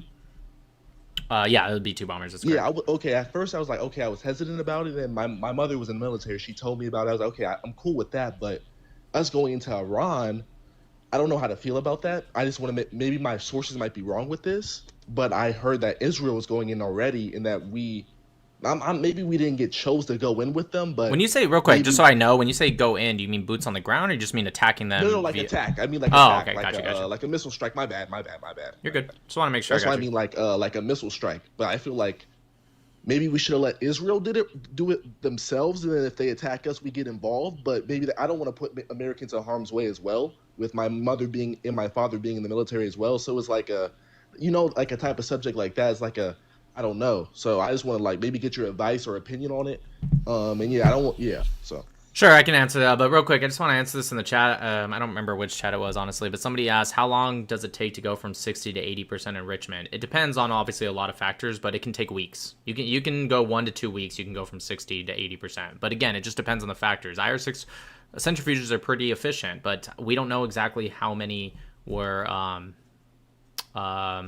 what's it called? How many were destroyed? Because really the biggest destruction for the centrifuges, from my understanding from reports, wasn't even the bombing of the B-2 bombers. It was actually some of the Israeli bombing before we sent in the B-2 bombers. Not because Israel had the capability to actually hit that far down, but what they did was they hit a lot of the electronic supplies that were surface level, and they caught, again, as some reports say, they caught Iran by surprise, which that's true. And what happened was they were running them when Israel took them out, so it sent a surge that overloaded a lot of the centrifuges. How many? I have no idea. How many did the B-2 take out? I have no idea. Nobody knows that answer. So it just really depends. If a lot were survived, or if they have other locations that the IAEA hasn't found, which they assume they do, the United States, Israel doesn't know, then they could, in weeks, 1 week, go from 60 to 80%. But if they don't, then it can take months. It can take a year. So it just really depends. To answer your question, G-Man, yeah, so I don't agree with this idea of just like letting Israel. I actually really like that Israel and America did an operation together, because it really showed the capability and the power and the efficiency when America and Israel are aligned. Which is something that a lot of anti-Semites and a lot of anti-Israel, or sometimes they're both anti-Israel, anti-Semites, they don't understand, and they've been using that. Well, when does Israel ever fight with us? Blah, blah, blah. So this war, we had some of our greatest allies in history, right? Greatest and most historical allies, and they are. UK, is one of them. They left us to the wind. They chose Islamism. They not only said we're not joining you or helping you, which is fine. They're a sovereign country. They don't need to. It says a lot, but they don't need to. That's fine. That's not the problem I have. They said we're not going to allow you to use our bases. We're not helping you in any way, not even for defensive measures. This is one of our oldest allies and should be our greatest ally if you think about it. We come from the UK, right? We were colonies of the British Empire, and they left us. And that's fine. They can make that decision. They're a sovereign country, but it speaks terms. Israel not only didn't, and I'm going to repeat what Pete Hegseth said, because it was a great speech, and if you can't top it, just steal it. Pete Hegseth said it perfectly. Capable allies. I don't want just good allies because there's a history and maybe there's some good trade, maybe at times. I want capable allies. Israel and America are acting more efficient than anything in modern history I've ever seen in modern warfare. And it's not even close. Not only do they take out so many leaders, some reports as high as 200, depending on what you think of as a leader, but even just small-time leaders in the military, in just the first 30 seconds to first few strikes, right? The first day, let's say. They are going in, Israel, and they're attacking strategic locations, and then they come out to go refuel or switch out or whatever, and America's immediately going in, doing the same thing, and they're doing this like clockwork. It's insane how efficient they are, right? We've never seen this with the many other militaries that we have fought with, right? UK, Canada, France, sometimes Germany, etc. Now, here's another thing I want to mention. The UK comes out and says, after they get attacked in Cyprus, it was a UK base, but in Cyprus, they first come out and Starmer's like, well, we don't know if Iran maybe it was an accident. They didn't mean to attack us. And then Iran sends a drone and attacks them again. Okay? And then he goes, okay, they are attacking us. Well, America, we'll allow you maybe to use our bases for defensive things only. That's our greatest ally, by the way. Okay? And then Starmer, after we've already effectively have won this war, I mean, their navy's destroyed, their air force is destroyed, their leaders have been destroyed and killed, all of that. Now Starmer's coming out and saying, oh yeah, we're going to help you, America. We're here. We're going to send a couple carriers your way because, we're best friends, remember? And of course, Trump, which I loved this. Like I said, I'm not the biggest Trump fan, but this was incredible. Trump gets on his little tweets or Truth Social, and he goes, essentially, they want to send 2 aircraft carriers our way. And then he goes to Starmer and he says, no thanks, we don't need it. He said, we will remember your response as our best friends, our great allies, the UK and the US, right? We go back very far. We will remember your lack of response, and we do not need allies who only enter wars after they've already been won. Israel is not just an amazing ally that we get a lot from, especially in intelligence and technology. They are a capable ally. Thank you for the super chat, ADA. Appreciate it. Adaptive agile. Could I speak, Nick? Yeah, go for it. I didn't want to interrupt you while you're talking. So. No, you're good, bro. I appreciate it. So I understand what you mean with that. Like I want to get this across the board. I'm not Iranian. I'm not sympathizing with the regime. They killed 32,000 people. I'm not sympathizing with the regime. They should be gone. But I get we're in it now. It's just like I have certain concerns. Like, is regime change going to happen? Is that going to happen? Or are we going to be radicalizing a whole nother generation? I know I'm getting off kind of like going across the board, but I'm just asking, like, I have certain concerns with things. I'm not trying to say everything's wrong with this whole operation. I don't want us to fail, of course. We're America. I don't want my own country to fail. I just have certain concerns with the game plan. Like, I know the game plan isn't like regime change, but I feel like that's what needs to be done if we want to get Iran out there. Like, so regime change is not one of the goals that have even been listed by America. Of course, it's very much desired. Even if we can get in a semi-pro-American regime, that's a huge win for us. But to be fair to the administration, that's not even one of the goals. And they said it's really not our job. But of course, that's something we would love to help with while we're already doing our goals. But if they finish all of their goals, and let's say the regime doesn't change, I don't think America's going to say, all right, well, we're going to just keep going until the regime changes. At least that's Nick, the policy right now. Sorry, I didn't mean to interrupt you. But I wanted to ask you also, what do you think about the take, like, you're radicalizing a whole nother generation of people with like the stuff that's going on? How are you radicalizing them? I'm saying Khomeini, like, he got his parent, his dad, mom dead, his children are dead. Yeah, but you said a whole generation, not a person. That guy was already radicalized. I promise you, Mujtaba, who you're talking about, Mujtaba is not someone who's like, I wasn't that radical, but now that you've killed my mom and my dad, like, no, dude, that guy's radical. Okay, said we're radicalizing a whole generation. Now, that doesn't make any sense. Now, it makes sense a little bit in Iraq and Afghanistan because none of the people really liked us there anyways, other than minority people that actually helped us during those wars.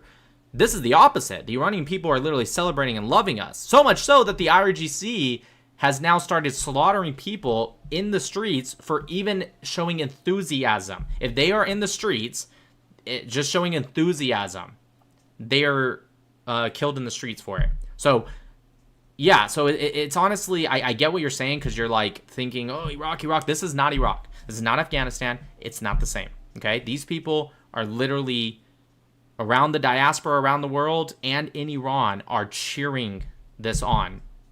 So you can't say that it's going to radicalize them. It doesn't make any sense. I don't think it's going to be Iraq. I don't think it's going to be like 20 plus years. Like, I don't even think it's going to be a year. It's just like, I don't know. I just feel like every day I'm waking up, I'm trying to look at news, trying to see what's going to happen. Let's see if it's going to, I don't know. It just feels like maybe this might be the first real war as an adult that I'm like, that's going on. So I'm a little anxious, but I don't know. I just feel like it's hard to describe. I just want to see like what's going on, what's going to happen. Sure, but I assume it came from somewhere. Okay. You have anything else? No. Thank you so much, brother. Appreciate you. Thank you. Son, are you still here? Ooh, just in time for a song though, babe. They worked pretty fast tonight. All right, I'll let more guests up because we have a lot of guests. Jesus Christ. Okay, well, I'm going to play a song real quick, y'all, so. Just a little break. I've been saying this past few days, but for some reason you're new here on YouTube. Every 150,000 likes we get on TikTok, I play a song called APAC Money. It's an AI song that my friend Midi's Peace made, but the crowd loves it. And what you do, if you want, what you do in the comments while the song is playing, you throw in your flag, your country's flag. Obviously, a lot of it's going to be American, which I love to see, so I love to see all the American flags. But, hey, if you're from Canada, we're not all perfect, but that's fine. If you're from Canada, throw in the Canadian flag. If you're from France, once again, we're not all perfect. Throw in the French flag. Throw in your flag. Throw in the Israeli flag if you support Israel. On top of your flag, of course. I want to see your guys' flags. And here we go. Yeah. TikTok, y'all know what to Capitol do. Hill drip. Send some love. They blaming space lasers again. Must be Friday. It's not the moon, it's the money. Let's go! APAC money, lobby power talking funny. Kesef Zorim. The money flows, honey. Shalom ve'bitachon, shalom you bitachon, peace and security. APEC money, Capitol Hill energy. Lasers in space, rumors online. Meanwhile in DC, they're cashing the line. Left, right, same green scene. Money buys truth on your newsfeed screen. 7K a post has Barra online. Meanwhile in Qatar, they're cashing the line. Left, right, same green scene. Money buys misinformation in your school. APEC money, lobby power talking funny. Kesef Zoram, the money flows, honey. Shalom bebitachon, shalom yubitachon, peace and security. APEC money, Capitol Hill energy.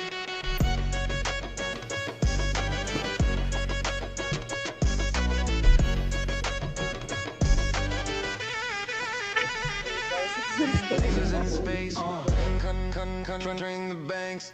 Rumors online, meanwhile in DC, they're cashing the Dang, we got South Africa, we got Canada. money buys truth on your newsfeed screen. Israel Chazak. Aaron. Good morning. Thank you, Aaron. Israel strong. Votes come quick when the When the lobby's long. Someone else said, "Oh, South Africa."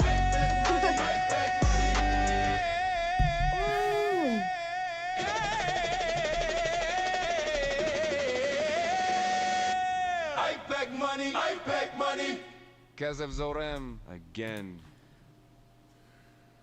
Guess there's OM again. Okay, we got the, let's see, we have Australia, Canada, South Africa. We have the Jordanian flag without the star. I don't really get what that is, but all right. Tilly768, your Jordanian flag is missing the star. I don't get it. Is that Somalia? What? KJ, I love you. I love you. And then we have a pretty interesting way to make the Iranian flag. I like that. They put a little green square with the lion emoji, sun emoji, red square. Where do I find the metal version? Yeah, I had to put that up on the YouTube. I do have a metal version. We gotta, maybe if we get to 300,000 likes, I'll play the metal version next, you guys. It's not the same song. It's a different song, but it is metal. It's more like hard rock. I wouldn't call it metal, but yeah, it's nice.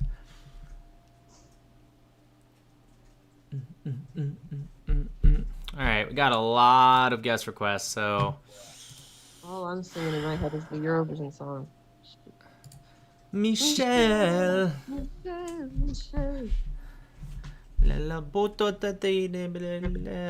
I'm learning French. Mi belle. Adieu, ma belle. Something like Ma that. belle. Je t'aime. Michelle. Thank you, Aaron. Je t'aime.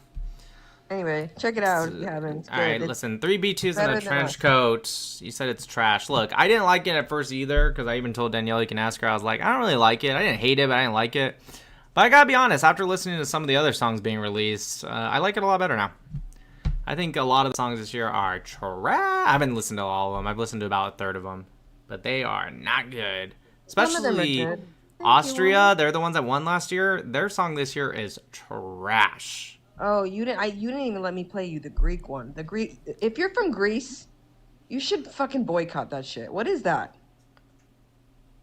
Oh my god! Like, if I'm you just play it saying for though, the audience right Austria. now- I'm just saying Austria won last year. You guys had the best song, and then you came out with this shit. I'm like, what happened? Steffi's from Austria in the chat. She agrees. 3B2s in the check group. We aren't going to do well, but if Danielle's husband can convince me, I'll listen. Look, I like the song. I don't think we're gonna win. I but wish- think we're gonna do pretty. Have you heard the other songs? There's a few good ones. I wish the Israeli song had a little bit more Hebrew in it. Like, come on, let's get the It Hebrew has more in there. Hebrew than the last 2 years combined. Yeah, but The first- October the first verse Rain. is in Hebrew But and no, the bridge but October Rain, or sorry, what does she call it? Hurricane. Hurricane, yeah. The weakened version. But anyways, at least like when they put the Hebrew at the end, it was very powerful and emotional. Like I agree, it didn't have that much Hebrew, but it was placed right. right? But this one, it's like it's at the beginning. And don't get me wrong, I think the song sounds great. It's very catchy. Like I said, when I heard it first, I was like, I don't really like it. It's okay. But once I listened to it a little bit more, I'm like, you know what? Actually, he has a very powerful voice. I don't know why we're talking about this. Let's move on. Yeah, you know, I have to hype it up a little bit every year. It's fine. Yeah. Okay, Blake, go ahead. Blake. Hey, what's up? How's it going, man? Good. So there's obviously a lot to talk about, but I had two main points that I wanted to discuss with you. The first one was when you were talking about the Bible and basically reading Revelation 3:9. I actually think that your assessment of that verse is fairly accurate, and I don't use that as a point of contention against the state of Israel. But I do think there's other verses that definitely show that Christians do not have a inherent, obligation to support Israel. And I was wondering what your thoughts were on that. Well, to be fair, before I answer that, and I think you do understand this, so maybe I'm saying this for no reason, but I want to make sure we're on the same page. I was simply answering that guy's claim. That wasn't bringing that in to try to say this proves that Christians should. That's separate. Are we on the same page? That I was just answering his claim. Okay, cool. As for Christians, look, Christians do whatever they want, dude. Especially depending on the denominations. There's over 10,000, I think, denominations of Christianity. So it's like, even if one Christian says to another Christian, you need to do this or that, like, do whatever you want. However, when you say obligation, first off, I don't think there's anything that ever says obligation. It does say if, those that bless you will be blessed. But even then, it doesn't particularly say you need to do this. Well, yeah, but that's the thing is that when it says that in Genesis, it's talking about the Old Covenant Israel, which I'm assuming that you are Jewish. I'm not. So obviously, okay, you're not. Well, a Jewish person would have a different perspective on what the Bible means when it says Israel versus what a Christian would apply to the term Israel. Real quick, I'm going to just... One, it's not in the book of Genesis. It's actually a common mistake. In the book of Genesis, it talks about Abram, right? Later Abraham. It's actually, I believe, in Numbers where it talks about Israel, right? It says, because, and by the way, this is brought up a lot. Some pro-Palestinians or anti-Semites try to say, it wasn't even talking about Israel, it's talking about Abram or Abraham. It's like, well, yeah, but if you just keep going in Numbers, it says it to specifically Israel. But that being said, you said that's talking about the Old Covenant. Did the Old Covenant go away? Did God abandon his people? Because I'm pretty sure also in the Old Testament it says that this will be an everlasting covenant and it will only end when the lights in the sky, the stars diminish, the sun goes out and extinguishes. So do you think God was wrong? Do you think he lied? Do you think he changed his mind? Absolutely not. Okay. God absolutely kept his promise with Israel, and I do not believe in replacement theology. I'm not sure if you're familiar with that. I am. Yes, but the new covenant is not a replacement of the old, but it becomes fulfilled through Christ. Therefore, the Israel of the New Testament is Jews and Gentiles who believe in Christ. So, well, no, I don't disagree with that in terms of what most Christians, again, depending on the denomination, what most Christians believe. That's true. Yeah, I mean, there's definitely certain fringe denominations that don't understand that concept as much, that use a dispensational theology. Well, let me ask you just more directly, because Paul did say, of course, that it's not just literal circumcision, but of the heart. But also, when you look at Romans chapter 11, kind of goes against what you're saying, and that's the New Testament. However, what replacement theology is the idea of replacing Israel. Do you believe that, or do you believe Israel is still the children of Israel? No. So if you read Paul, he says many times that the children of Israel are children through faith and not by blood. So we are descendants of Abraham through faith and no longer through the bloodline of Abraham. Also in Romans 11, which I think is what you were quoting when Paul specifically says that God did not abandon his people, what he means when he's saying that is that the Jews were not rejected by Christ, the same way that Sodom and Gomorrah were banished away from God, the way that they can never be saved. He is saying that the Jews can always be saved in Romans 11, but the ones that believe in Christ, such as Paul himself, who was an Israelite, who believed in Christ, he chooses to believe in Christ. Therefore, he remains in the remnant that Paul is speaking about. The Jews who turned their back to Christ and crucified him are the ones being cast out. That's why when Paul says the elect of the remnant, we don't believe in predetermination. We don't believe in a chosen people by God. We believe that we choose to be with God. Therefore, the elect is not who God chooses, but it is those who choose God. So, of course, any Jewish person can choose to follow Christ and be saved. But other than that, there is neither Jew nor Gentile. And I don't think there is a biblical obligation. If this is not like your main argument, then we could talk about something else. But I just like to bring that up when people try. Well, I have to answer it because you said some things I agree with, some things not so much. But first, thank you for the super chat, K. Jane. Been following you for a few years now. I love watching your lives. Your knowledge is crazy. Also, your wife is beautiful, smart, and funny. Yes, she is. You two are a total power couple. That's my friend. Yeah, I know she is. God bless both of you. Thank you, K. Jane.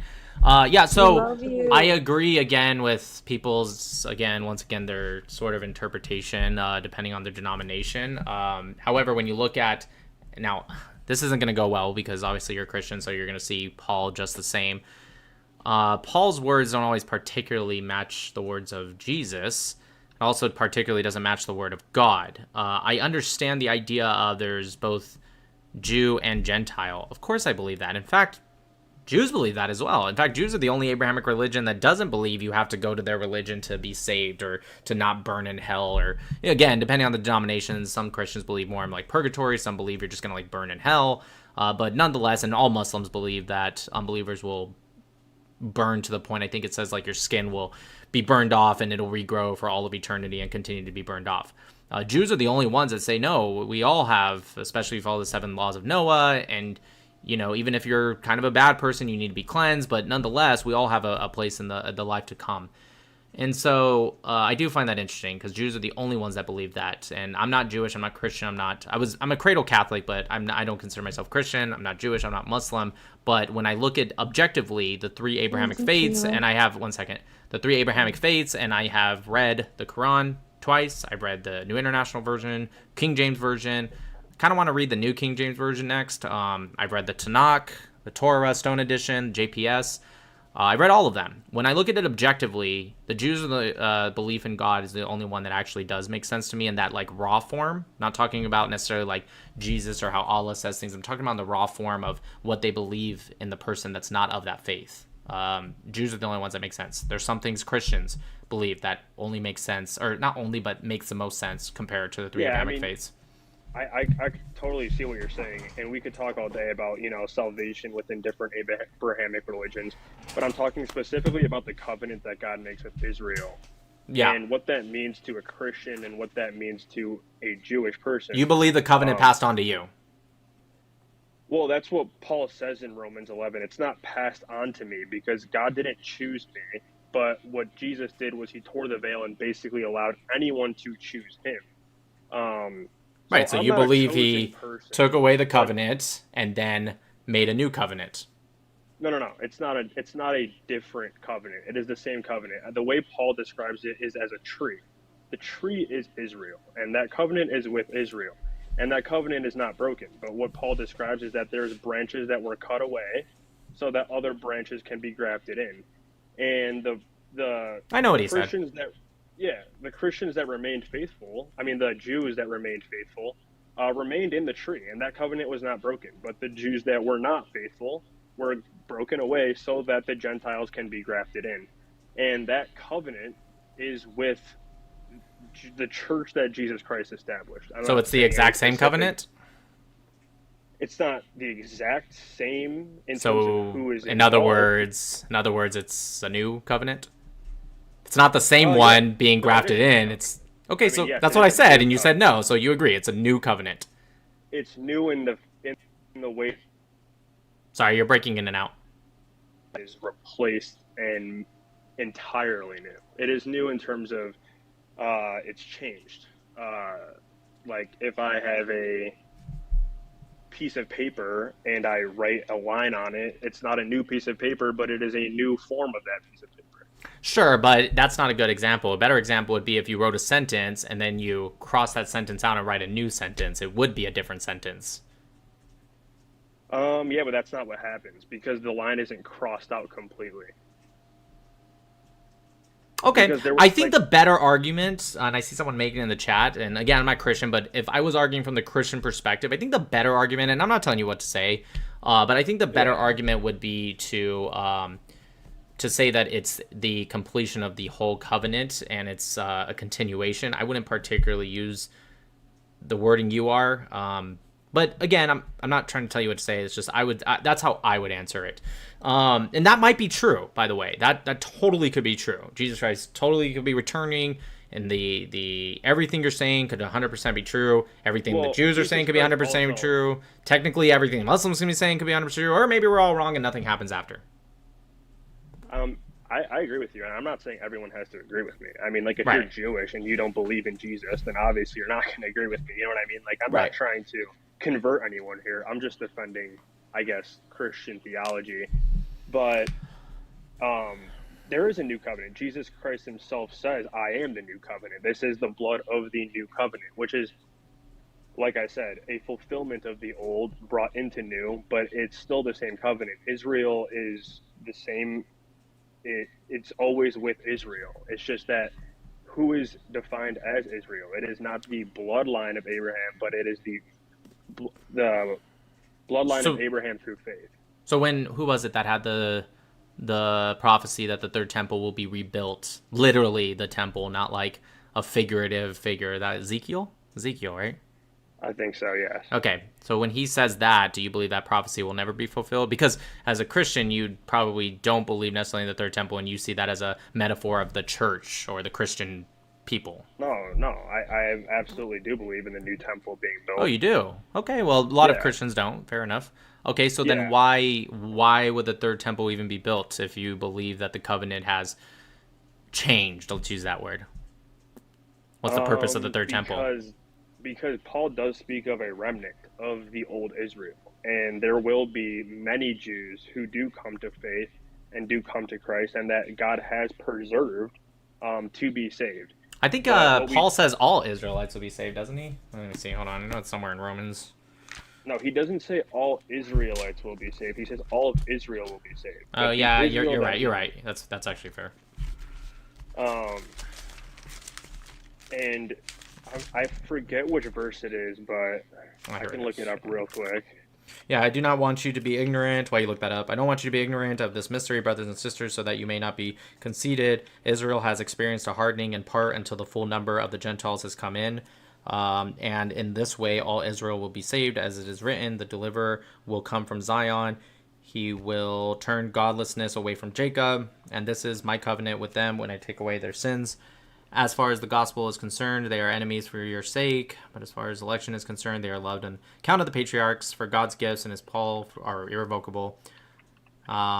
Just as you, who were at one time disobedient to God, have now received a mercy as a result of their disobedience. So the two have now become disobedient in order that they too may now receive mercy as a result of God's mercy to you. I mean, yeah, he does say Israel, but I think he is kind of specifically talking about Jews. But do you notice that when he says that it's going to be when all the Gentiles are grafted in, then all of Israel will be saved? So what he's saying is that Israel is the body of believers and no longer a genetic bloodline. Another verse is it's Galatians 3:7 is the one I just want to point out real quick that I don't know why Christians do say this a lot with this whole like genetic bloodline, although that is the majority true, but that's never been even a thing in Judaism. Ruth, who is the mother of the Messiah, whether you believe that's Jesus or the Moshiach later or whatever you believe, Ruth is the mother. She's not blood. She was a convert. So I never understood why people keep saying like, oh yeah, he just moved away from like the bloodline. That's not particularly ever been a thing. Although yes, I agree it was a majority with the children of Israel, Jacob specifically. Yeah, I guess it's not 100% bloodline, but I think you kind of get my point. Like the Jews of the Old Testament is what I'm mainly referring to. Fair enough. Real quick, I want to just read this real quick. Thank you for the super chat. Cave Hiranzaz. I'm sorry if I'm mispronouncing your name. Hey, Nick, an Iranian American here. Thank you for being our voice and covering the truth about this war and true face of the regime. Much love. Also, how do I get on the stage to talk, King Reza Pahlavi? You have to come onto the TikTok live. It's Nick Matau Live. So just like my username on YouTube, just add the word live at the end on TikTok, and you'll see it, and you can request. If you have enough followers, sometimes it doesn't let you. So sorry. Sorry, go ahead, Blake. Yeah. All right. Also, one more thing, and then we can move away from like the biblical talk. Okay, sure. Talk a little bit more geopolitically, but also in Galatians 3:7, Paul, in this letter from Paul, he says, "Know then that it is those of faith who are the sons of Abraham. Yep. It is the faith of the children who are the faith of the children of Abraham. So it is a spiritual descendant. It is not a physical lineage, but a spiritual lineage that Christ brings into the world and allows Gentiles to be saved. Because before the Gentiles were able to be saved, it was only the Jews. But we could talk about religion. That's not true either, though. See, that's the problem. Is that's not actually true. But you're right. I do know that verse from Paul. Again, Paul's words are not the same as God's. Covenant people, if that's a better way to put it. No, I hear what you're saying, and I think you're reading that verse right. I'm just saying, and no offense to the Christian in the chat, but he's just wrong. It's just not true. But I understand that that's what he believed.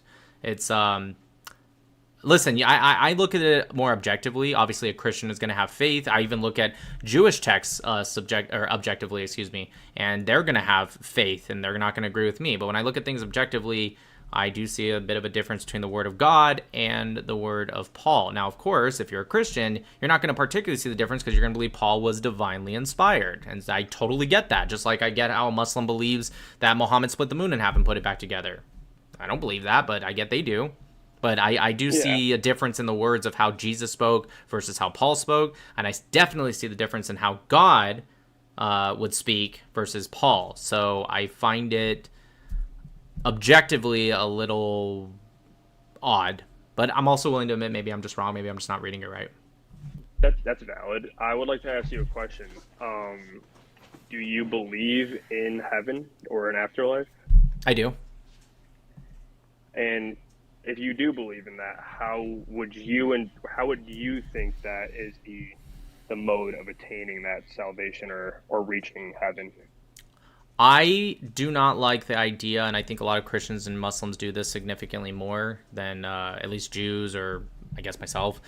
I don't like the belief in just being like kind of either scared into heaven. And I know I'm using a little bit of tongue-in-cheek, but I'm using for lack of better terms. Like, if you don't do this, you're going to go to this other thing, and it's really bad. You're going to burn, right? And it's like, I don't particularly believe in a God that has to scare you into at least not being punished. Because it does sound scary. Maybe not everyone else thinks that way. Maybe people are like, no, it's not meant to be scary. For me, it sounds scary. So maybe I'm wrong. For me, it sounds scary.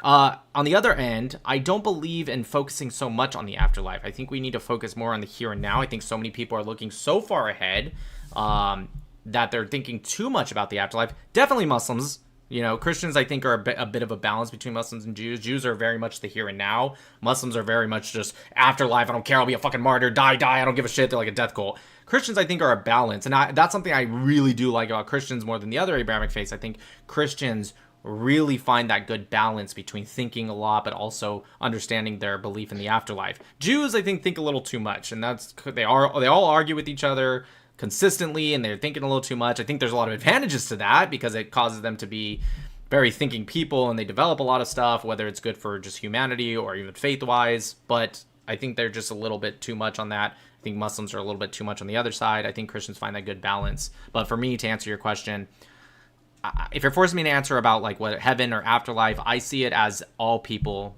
that have done good in the world. Obviously, we all need a little bit of cleansing. Nobody's perfect. As long as you're not just straight out evil. I believe that the more evil you do, like literal evil, you get disconnected from God. I don't believe in this necessary hell, if you will. Like this, you're going to go where you burn and there's this like guy with horns or whatever. I don't think anyone believes that the devil has horns, but you get what I'm saying. I don't believe in that, but I do believe you get disconnected from God. Like your relationship with God gets severed. But for most people, the relationship is better or worse. And I think regardless, Jew, Gentile, Christian, atheist even, if you're a good person and you did great things in the world, then you will have a connection to God. And there's something to end, one more sentence. There's something I really like that I've read in the Talmud. I think it's in the Talmud or it's one of the commentary. And I really enjoy this. because it makes a lot of sense to me. In Judaism, it says, obviously, we want you to do the mitzvot, which for those that don't know what mitzvot are, that's like the commandments, if you will, good deeds, to put it lightly. We rather you do both the mitzvot and believe in God. But if you had to get rid of one, you know what Judaism says? And I think it's the only one that would say this. Keep the mitzvot. Keep the mitzvot. Get rid of God. And the reason it says that is not because they want that, but it's better to be good and heal the world, and that will bring you back to God, is what it says. It says if you continue to do mitzvot, you will soon come back to God. Whereas if you just believe in God, it's kind of like a lot of the Christians in the chat I'm reading, right? They believe in just like, oh, I believe in God, but they're not doing good deeds that a lot of Christians do, by the way. Christians are the best at it. They do a lot of good deeds. And there's a lot of Christians that are like, I believe in God. I believe in Jesus. You don't believe in Jesus, you're going to burn. And then meanwhile, it's like, what are you doing for the world? Nothing? Obviously, again, most Christians definitely don't do that. Totally agree. I actually completely agree with you, because I think there's a big dichotomy within Christians where you have the super faith-focused Christians that think, oh, you know, like, I'm like a high church Protestant, I guess you can say. Sure. But, you know, like super like far gone, like evangelical Christians will say, oh, faith is all you need. You can live like a complete sinner, a complete evil person, but as long as you have faith, you'll always be saved. And then you have like super devout Catholics that are like, you have to follow every single rule or else you're going to go to hell if you miss church on Sunday. I do think that it is important to keep a lot that of it balance. is influenced by man, and like yeah, I mean, yeah, to say like it's okay to be a sinner, like I'm not a Christian, but I'm pretty sure Jesus sat with sinners, but he didn't encourage them to keep on sinning, did he?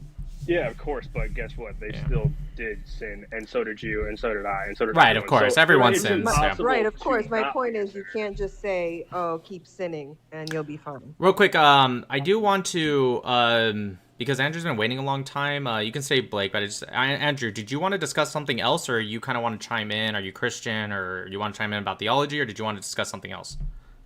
Something else, if you don't mind. Okay, I'm going to wrap up with Blake then just a little bit because you've been waiting very patiently, and I want to give you that chance. So, Blake, I'm going to wrap up with the theology talk. You can stay maybe, but I just want to bring Andrew in because he's been waiting a long time. Yeah, for sure. You could give Andrew the floor. I could hang around for a minute. Okay, sounds good. Okay, Andrew, go ahead, man. Yeah, and you can kind of throw me off the stream if you don't want to dive into this. So I watched the Sneako debate that you had. Right. And I thought it was quite interesting. That's where I learned of you. That just happened to pop up on my YouTube feed. And it's the first time in a long time I've been kind of enthralled in a debate because of how one-sided it was. And I was just wondering if you could help me out with a little bit of the lore. Sure. Maybe just WhatsApp real quick. Sorry, I'm so sorry. Sure. Thank you, Jeanette. Oh, anyway, I was just wondering if you could help me out with the lore here. How did that come to be? You're talking about the debate? Yeah. Real quick, are you Andrew Wilson?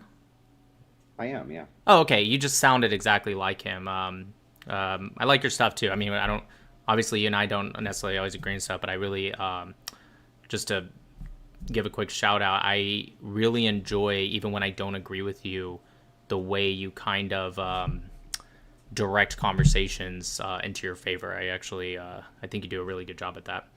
But anyways, I appreciate that. I think you're quite good. I think you're a good debate. You have a good mix of logic with history. I try to do the same thing. The history I focus on is not geopolitical in nature for the Middle East specifically, like yours is.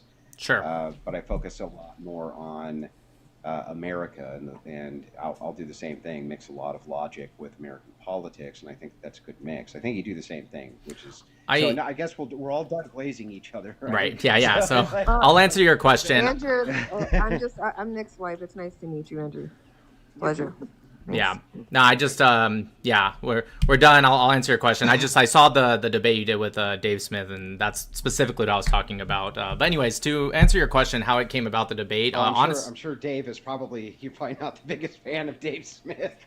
I'm not, but I still I like to still watch at least some of the more famous people that debate more consistently, even if I don't agree with them. In fact, I really like to watch people I don't agree with, but you had this way where he's just like, oh, you think this is like a good tactic? It's like, actually it is, because he's forcing you to admit this or you're being a hypocrite, and you really nailed that. But anyways, to answer your question, it wasn't like I was trying. Me and Sneako didn't have like a talk, like, hey, you want to debate? What happened was, I normally, when I do these lives, which I normally just do on TikTok, I only just started recently going more on YouTube and X at the same time. What I do is, when I don't have guest requests, I will bring up Omi TV or Umingle. I like Umingle because you can type in like tags, type in Islam, Arab, Israel, Iran, America, whatever, stuff like that, and it tries to connect you with those people. But somebody was just messaging me like, hey, Sneako is going through Omi TV right now. And I was like, okay. I said, look, I doubt we'll connect because what are the odds? But I'll just go on Omi TV. If I find him, I find him. If I don't, I don't. I'm just going to continue on with my normal live stream. And about like an hour after that, we actually just did connect, and the rest is what you saw. I see. Okay, well, that answers that question, because I was like, well, where the hell did this guy come from? And then the second thing I had is, it looked to me during the course of the debate that Sneako was becoming infuriated. I think that his position on this is the more common position that you see, because X has been completely inundated with specific rhetoric. I've always thought that a lot of X is inundated with foreigners, and that's what I see more than anything else, and that there's a lot of foreign propaganda that's there.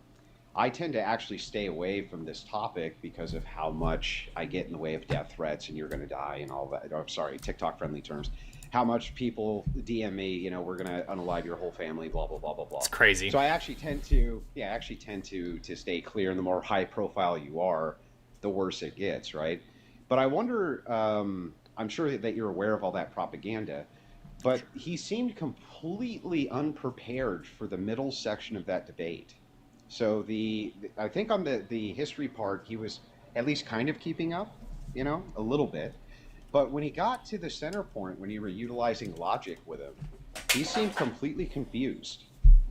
Did you note that as well? Yes, and I actually talked about this earlier when I started today's live stream, and I was trying to tell people, because I think there's a lot of pro-Israeli debaters that, look, love all you guys, I'm not trying to talk shit, but I'm trying to help. I think the way to properly do debate, and a lot of pro-Israeli debaters don't do well, is one, too much emotion.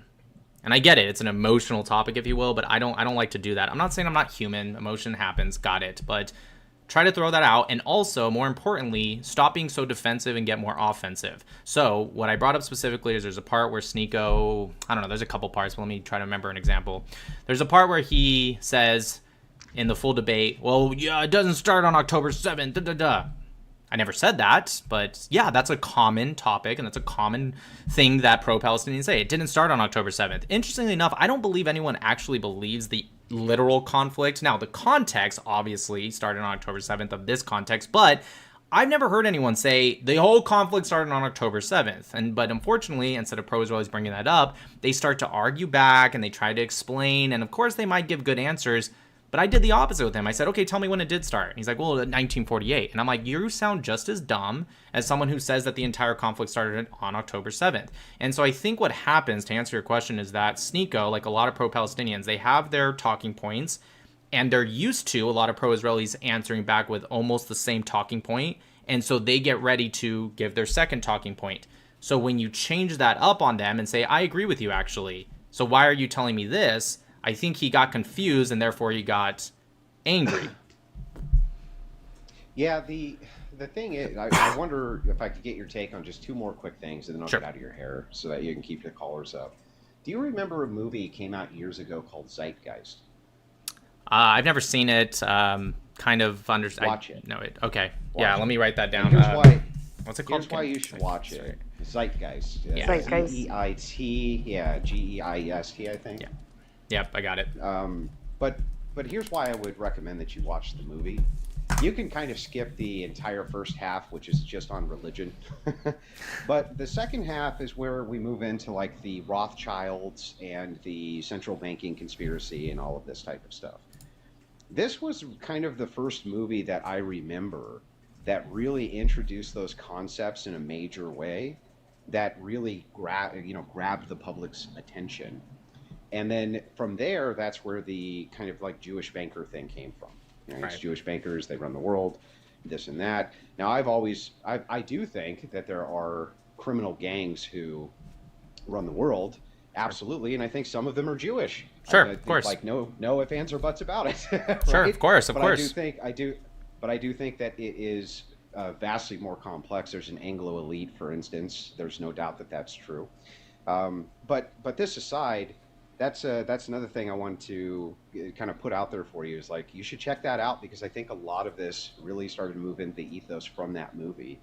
That was around the loose change time. If you remember that, the loose change 9/11 documentary, which was a big deal.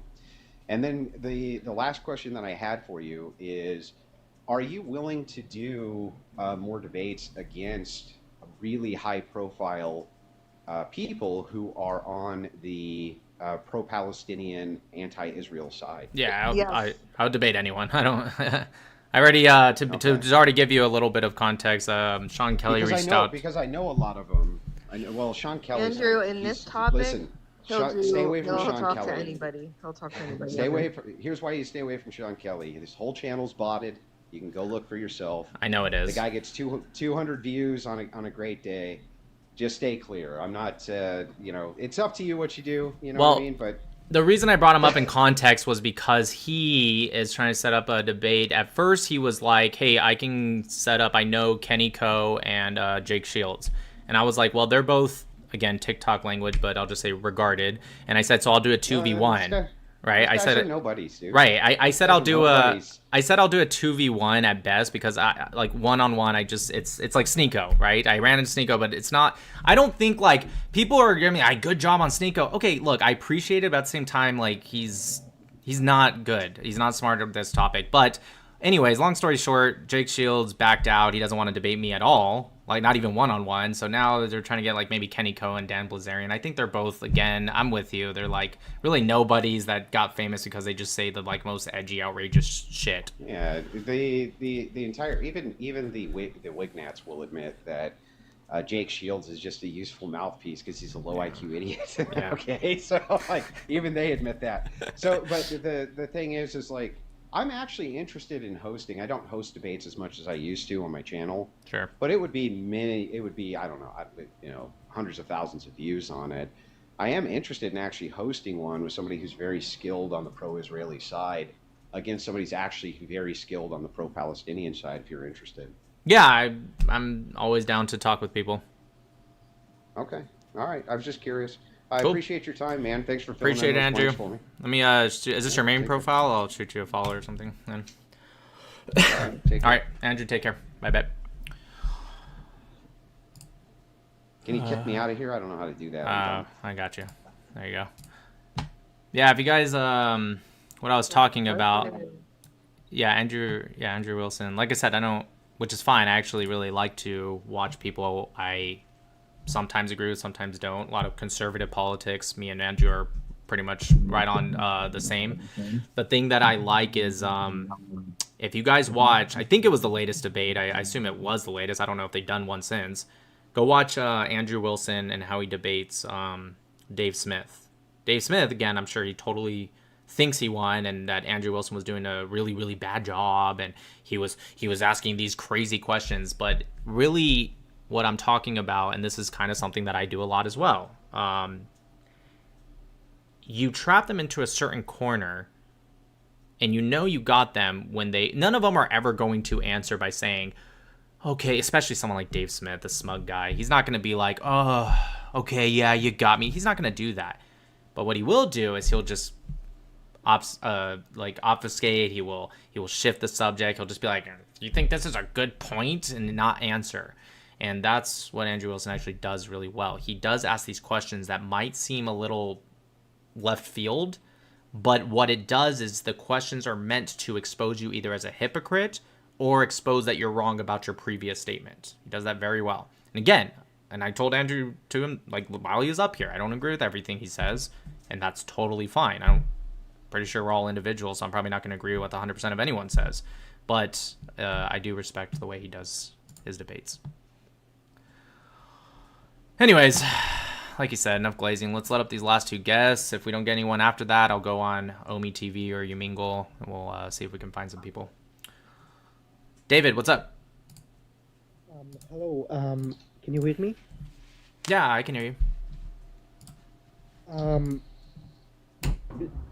What do you think about the video of Mamdani eating with the terrorist from the New York pipe bomb incident? Yeah, I can answer that. But first, let me actually catch up with the super chats because I kind of missed a couple. I was talking with Andrew.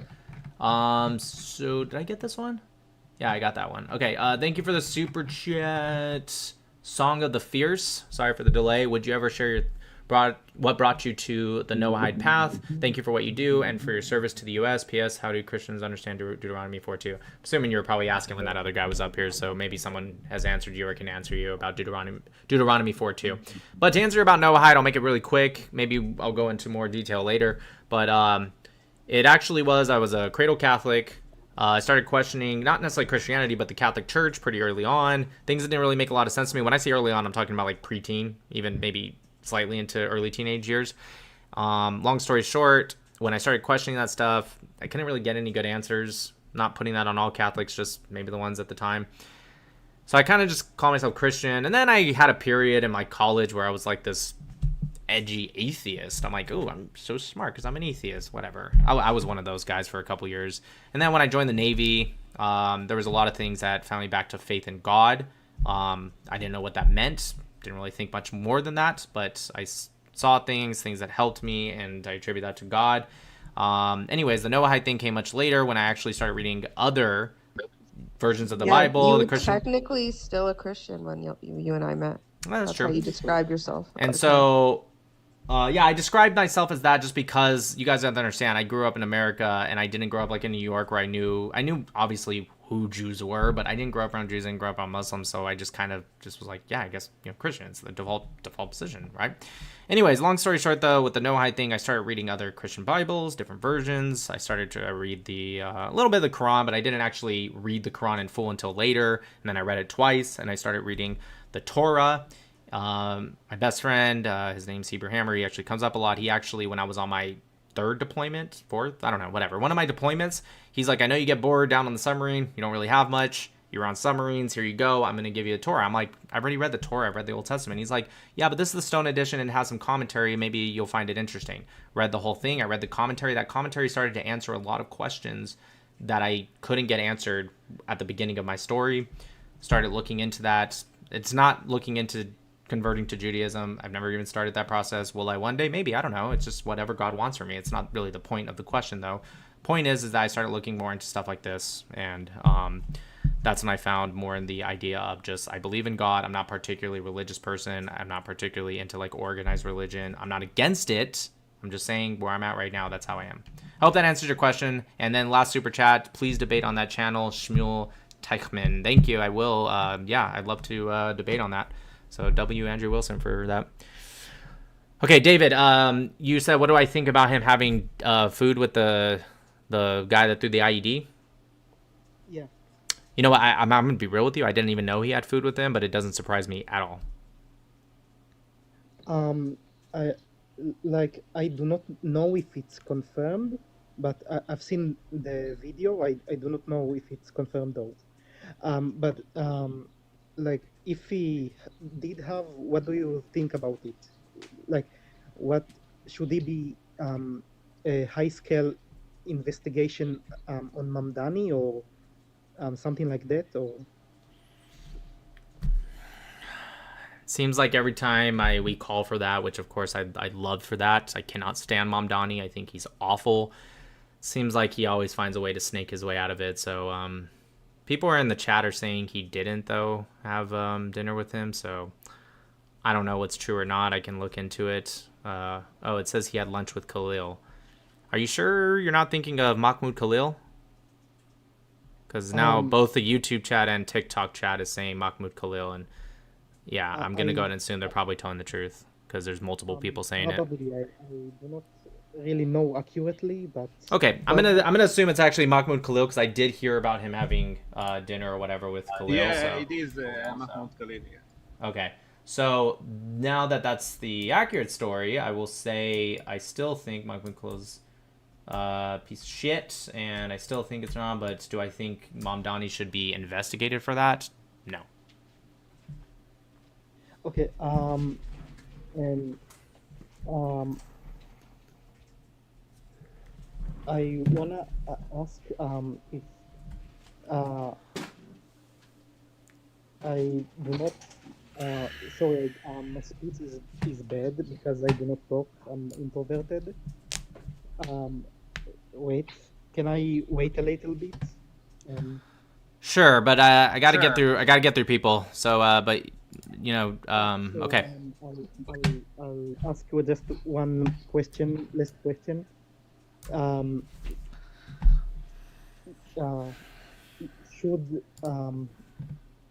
Should the Iranian worry about Mushtaba being the leader, or should they be less worried? I would be worried. I think Moshtaba is not a good guy at all. I think they should be worried. Okay, thanks. Thank you, David. Just, We gotta get some Yumi in.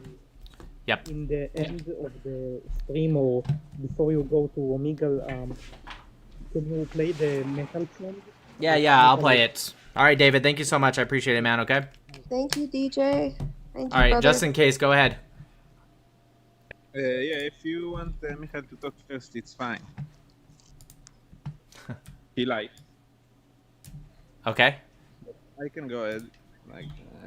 All right, fine. Michael, go ahead. Nick, just wanted to say I just heard your podcast interview with Sneako earlier today.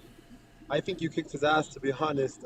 But I guess one question that I have is kind of big picture with the war going on with, America. I'm actually an American Jew, so with America and Israel fighting against Iran, what do you think the big picture is that we can, can kind of, is it a regime change, or do you think that's the right thing in your perspective? What do you think is going to kind of come out in this war?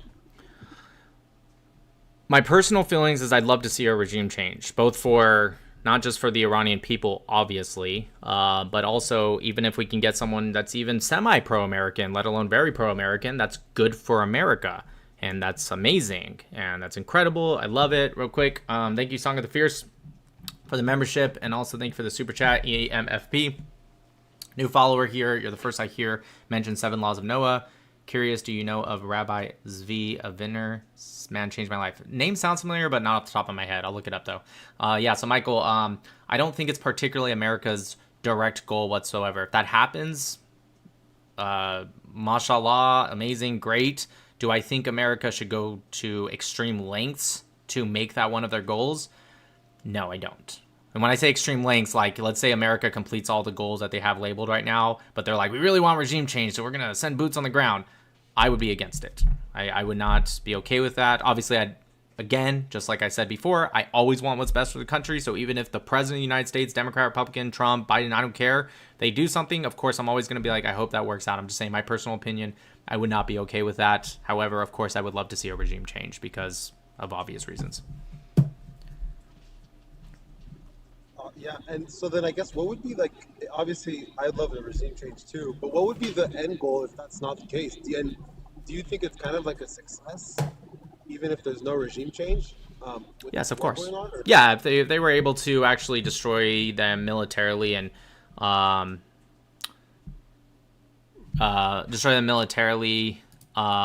and take out their ballistic missiles program, launchers, and make them a shadow of their former self, I still think that'd be a victory. But again, for obvious reasons. Real quick, I want to shout out some people sending gifts in TikTok. Jeanette, thank you so much. I really appreciate you, Jeanette.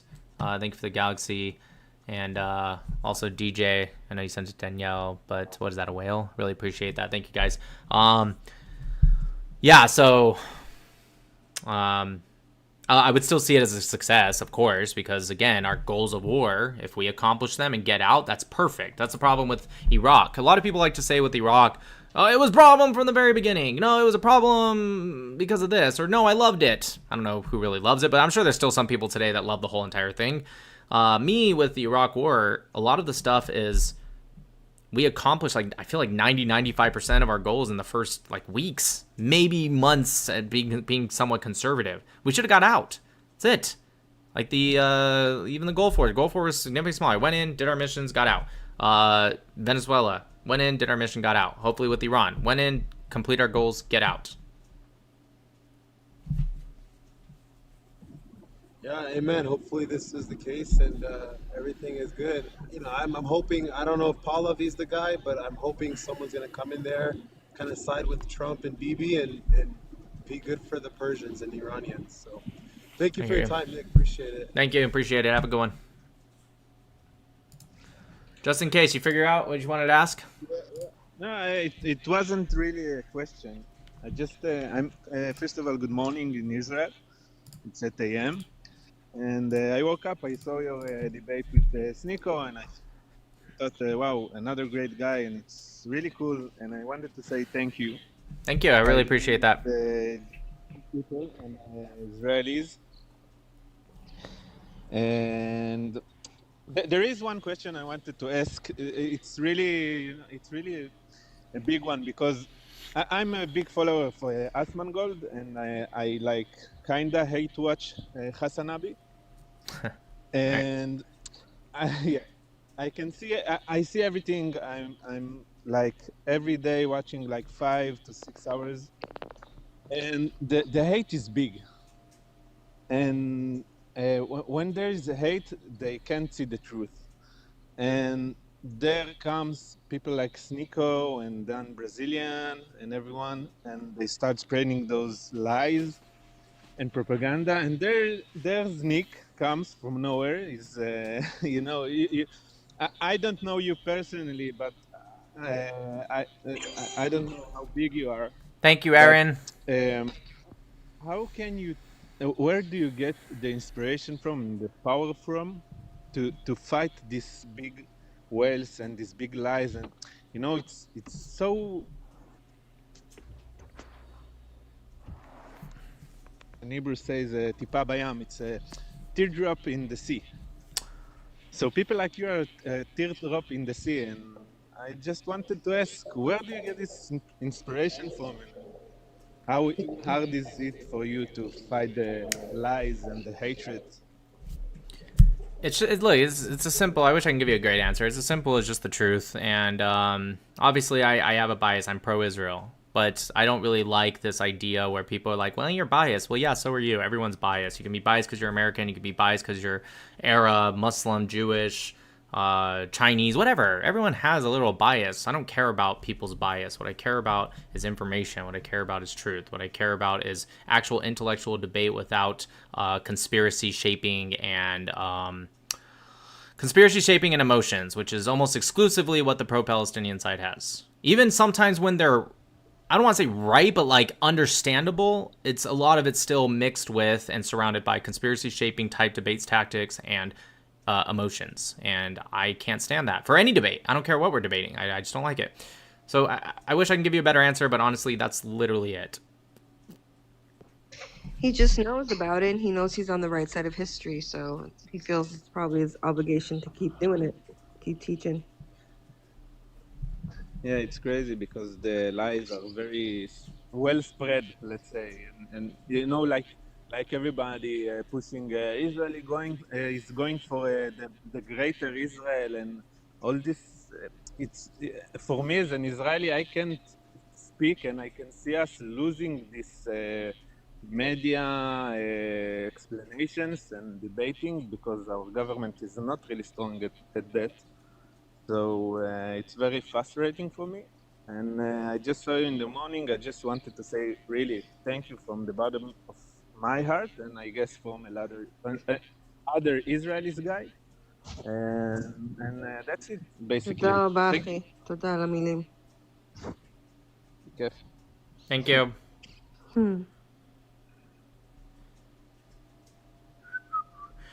Yeah, so I gotta answer this because every once in a while I see some people in the chat bringing up there's this weird conspiracy going around that Ben Gavir's dead.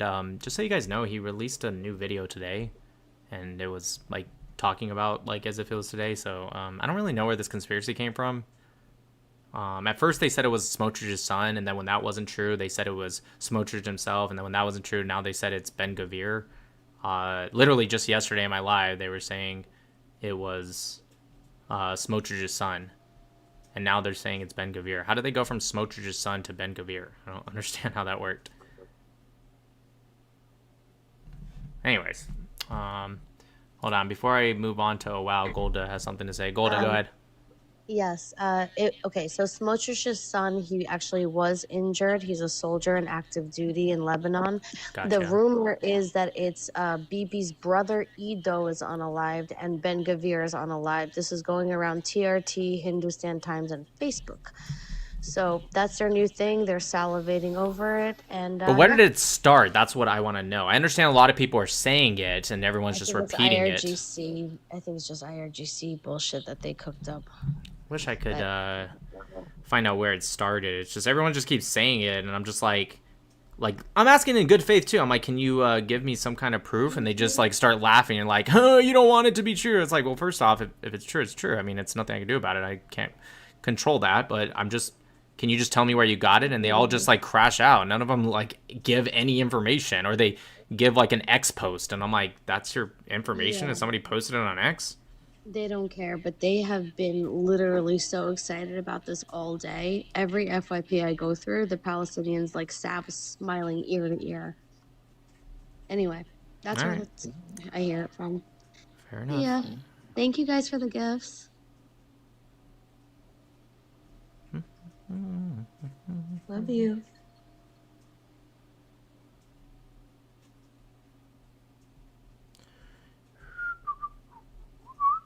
Oh wow, go ahead. Yeah. Can you hear me? Yeah, sure can. Okay, so first of all, this Smotrich is dead, Ben Gvir is dead, BB's in Berlin.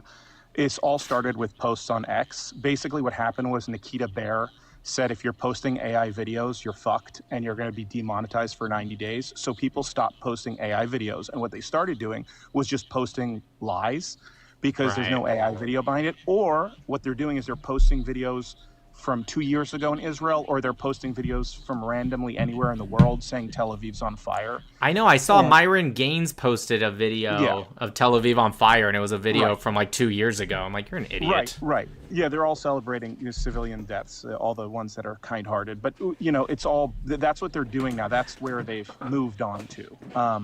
And basically what I wanted to tell you is obviously like everybody else is saying, you wrecked Sneako, easy win, like you've said. And yeah, I mean, watching him say, he kept saying to you, and what it really got under my skin because it was so fake. He's like, why are you mad? Why are you mad? And I've seen him do that with other people where he just tells the other person, you're so mad. Do you want to take a minute to calm down? And you're sitting there super calm. And I mean, it's like a tactic, but I guess low IQ, that's what you do. Well, that's what I'm good at is I don't play into the emotions. I might at most raise my voice because it's frustrating, but that's about as far as it goes. And so when they try that tactic, it's to get under my skin. It never works on me. You're not going to get under my skin. It's just right. And I'll say what I think a lot of people here were saying was, I'm really glad Andrew Wilson waited and spoke to you. And I think it's very important, and I'm sure you'll do it, is follow up with him and debate higher ups, level up from Sneako to the next one, because I think, and again, I'm not to be condescending or tell you how to do your job, but I think what you want to do is break out of this space where we all like you or we want to hear what you have to say and go into other people's spaces where they're like, wait a minute, I never thought about that. It didn't start on October 7th in 1948, and then why did they murder 600 of them in 36? Like, what's going on there? And so it's 36 sort of like, to 39, but yeah. Yeah, 39. I'm just saying they've got to learn more history because they don't know it. And so I'm fully on board, and I want you to just go out there and debate everybody. You'll never go on Tucker Carlson's show because he only has like shills. He'll never have anybody on there who is a pro-Israel side because he'll just be wrecked, just like Huckabee wrecked him. Yeah, at least he talked to Huckabee. I'll give him that, but you're right. Huckabee did wreck him. I was surprised. I really didn't think he'd have the balls to do it, and it went just the way I thought it would. He looked insane. And then, I would love to talk to Tucker Carlson. But yeah, listen, I have no problem talking with anyone, but I 100%, before you continue, I want to say I'm 100% on board with you. I agree. I love doing this stuff, but you're right. I'd love to talk to these other people because they just keep getting told the same exact arguments from other pro-Israelis. I'm not saying the other pro-Israelis do bad, but they kind of give the same answers. They're true answers, but same. And so people like, I guess Dave Smith or whatever, people that are more well-known on the pro-Pally side, they answer the same way. So it would be interesting if I went in and give a different answer. Correct. And that's, like I said, that's just what I want to see. I want to see you go out there. And, Tucker, when he said that all American soldiers are just waiting to rape, and that's what unconditional surrender. I mean, that's just like an Islam. I don't even know where you get that. I didn't even make that connection. Like, do you think the reason men aren't raping is because it's against the law? Like, the law is what's stopping all of us? Like, what sick world do you live in? I literally made, I don't know if you saw, I literally made that exact point in a video I posted a few hours ago. I didn't, but yeah, that's a good point, because I agree with that point. But I'll also say, Tucker Carlson is going to burn out at the end because he keeps pushing further and further. And it reminds me of a person from forever ago, and his name was Father Coughlin. And I don't know if you're familiar with him. No. But so he had a radio show, and a quarter of America used to listen to his radio show, and it was basically the same. He was pro FDR and then went against FDR, kind of like Tucker and Trump, although he's always hated Trump. Sure. And so I just want to put that out there for any Jewish person out there who's, watching Tucker Carlson and worried. And yeah, things are going to happen, but this has happened time and time again, and it will keep on happening forever for whatever reason. And I'm just glad you're out there. And I think when Charlie died, it brought a real darkness. And the more people like you come out, it's more light. It's more spreading more light, like Chabad spreads light, which is hilarious that Tucker would go after them. But all we can do is spread light and truth. And hopefully it'll reach people, and that's what Charlie did, and that's what I know you're going to do, but that's what you got to keep doing. I really appreciate it. Thank you so much. I'm with you on that. Sure thing. Have a good one, brother. You too. The guy is a very, very articulated speaker. Maybe he should be doing debate too. He seems really cool. Really nice. Yeah, guy. it was just very articulate how he got it out. I like that. I think articulation is very, very, very important when it comes to public speaking, debate. But yeah, no, I agree with him 100%. I would love to talk to more people and get out there, get into a more uncomfortable zone, of course, because it's at a certain point, this kind of a niche, like if you don't push past, it starts to become like a bubble in which people already agree with you. For sure. No, I think there's a certain light to it that a lot of people don't do. How many people are really going like into the weeds of TikTok? It's like the same people on the Piers Morgan show over and over. Again, I would totally do it, and that guy's right. I absolutely need to do that kind of stuff. I'm just saying there's a little bit of light to doing this kind of like in the weeds, smaller stuff on top of it. But naturally, it's gonna have to grow beyond that. But anyways, bubble gum. Sorry, you have ... I assume it's bubble gum. Can you hear me? Yeah, sure can. What's on your mind? Well, first of all, I'd like to wish you a happy Junior got banned from X Day. I don't know. What'd you say? I said I wanted to wish you a very happy Junior got banned from X Day. Oh, yeah, Junior, he did get banned. You know what? I didn't even know that guy until like maybe a month ago. And then all of a sudden, he was such a thorn in our side. Yeah, he actually released. Glorious day. He released this like very heartfelt apology saying he didn't mean to like hurt anyone, blah blah blah. And I was gonna repost that and just say like a quote. He actually started saying that he was in danger and stuff. You're right. I was gonna repost it and say, wow, what a well thought out apology. ... Anyways, don't care. Because it's like, dude, you don't get to spread lie after lie. This guy Junior, again, I've only known him for a month, really, but he wasn't just somebody who was like anti-Israel. He would just spread the most obvious, just AI slop, most obviously like wrong shit that even the depths of like IRGC pro-Hamas people wouldn't even say. And he would just say it with no shame, and he would post hundreds of times a day. Yeah, he would just post two Irish people fighting and say, "Oh, they're Jews." Yeah, exactly. And everybody Yep. would just be like, Mhm. "Oh yeah, they're Jews." Anyway, aside from that, I've been following you for a long time, and I actually have a question because I'm not American. I'm a Dutch, and it's very early in the morning here right now. Sure. So I'm not stuck to a two-party system. In the Netherlands, we have a lot of different parties, and I find it very hard at the moment as a Jew to find out where I belong, because the left side is sided with all the pro-Pally weirdos, Sure. and the right side is obviously very Nick Fuentes adjacent, if I can, Sure. say so. Well, yeah, I'd say So- far right. I wouldn't say the right, but sure, go on. So I find it very hard to find a spot, which might be harder because we have so many parties to choose from. I wonder if you've, talked to other Europeans who are actually in the same position, kind of, and if you have any advice on how to navigate that, because it's really hard. I've been in a lot of X spaces, and the funny thing is that if you talk one-on-one with people, they're all very, very nice. But for me, it's really hard to kind of tune out the rabid anti-Semitism on the right. Mhm. But I also don't want to. What country again? Netherlands. I wouldn't even guess the Netherlands was like that. You're Jewish, of course, right? I don't know if you said Yeah. directly. Okay. Look, I would say Israel. But of course, you're your own person. You're an adult. I don't know what's in your life. I don't know if that's possible. But have you ever been to Israel? Oh yeah, I've lived there for a while. Okay. Oh well. Maybe it's time to live there again. Yeah, I know, but it's. I mean, I've lived here all my life. I'm a Dutch. I don't consider myself Israeli, and I don't think that because I'm Jewish, I should, automatically say, "Oh, I'm going to move to Israel." It's just this is my country, and the problem is that we see a lot of Islamic. Well, a rise in Islamicism, whatever you want to call it. Islamism, yeah, that's right. But So, but the thing is that those right wing parties are the ones that are opposing that, which is something that I support. But then on the other hand, those same right wing parties are also the ones,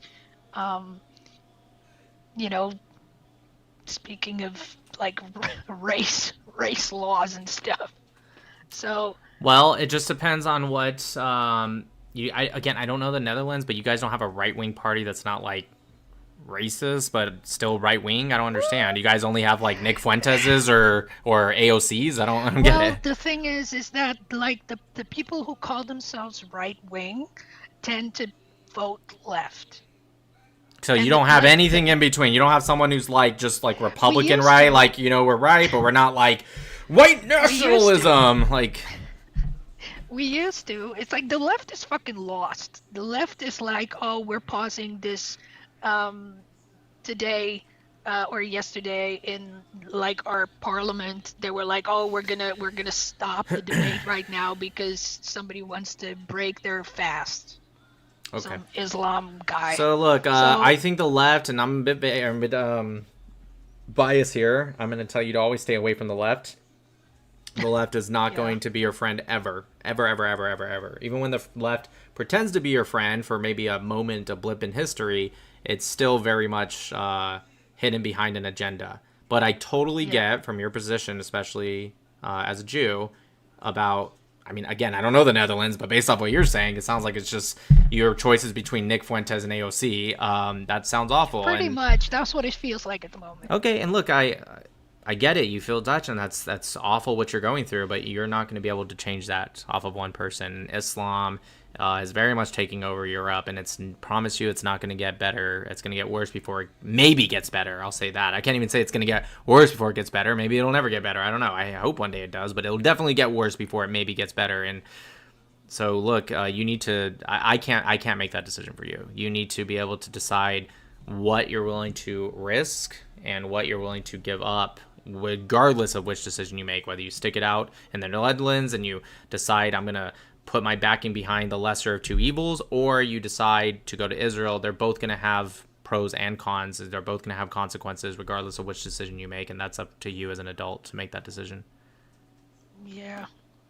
Well, thank you so much for your opinion. I've been listening and watching you for ages, and thank you so much. I will continue to watch you destroy more pro-Pali debaters. Thank you. Have a good nice one. evening or Have a nice day. evening. Bye. Bye-bye. Yeah, I never answered that super chat earlier about Rabbi Kahane. Yes, of course I know who he is. His movement, not him himself, but his movement. Some things I don't particularly agree with, but him as a person, I don't think anyone, whether you hate him, you think he's a terrorist, or you love him, or anything in between, I don't think anyone could take away his intelligence.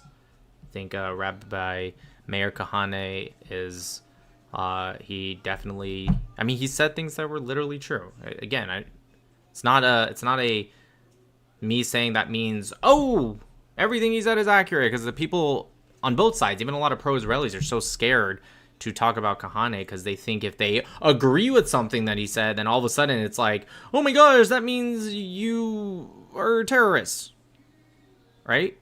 You're a terrorist, blah, blah, blah. First off, a lot of the things he did wasn't even terrorism, and a lot of the stuff it was after, and it was just supporters of his, but a lot of the things he just said and did is, anyways, regardless, point is that he was right about a lot of things. Significant amount. The way his attitude was, his idea of this is not the Middle West, it's the Middle East.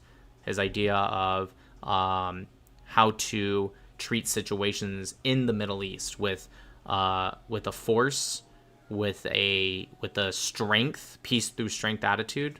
I literally agree with that.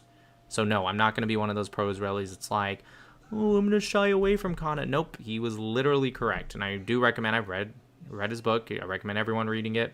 You should totally read it. Even if you hate him, read it.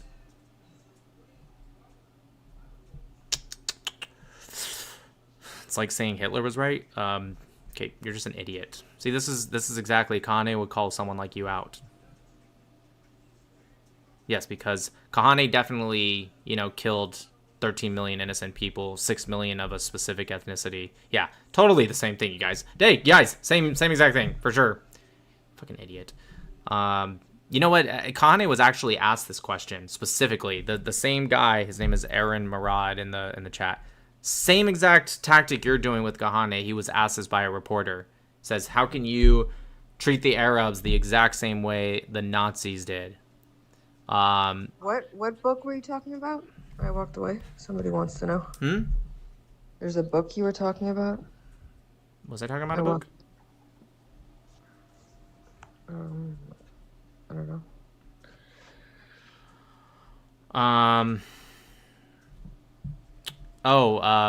Rabbi Kahane's book, duh.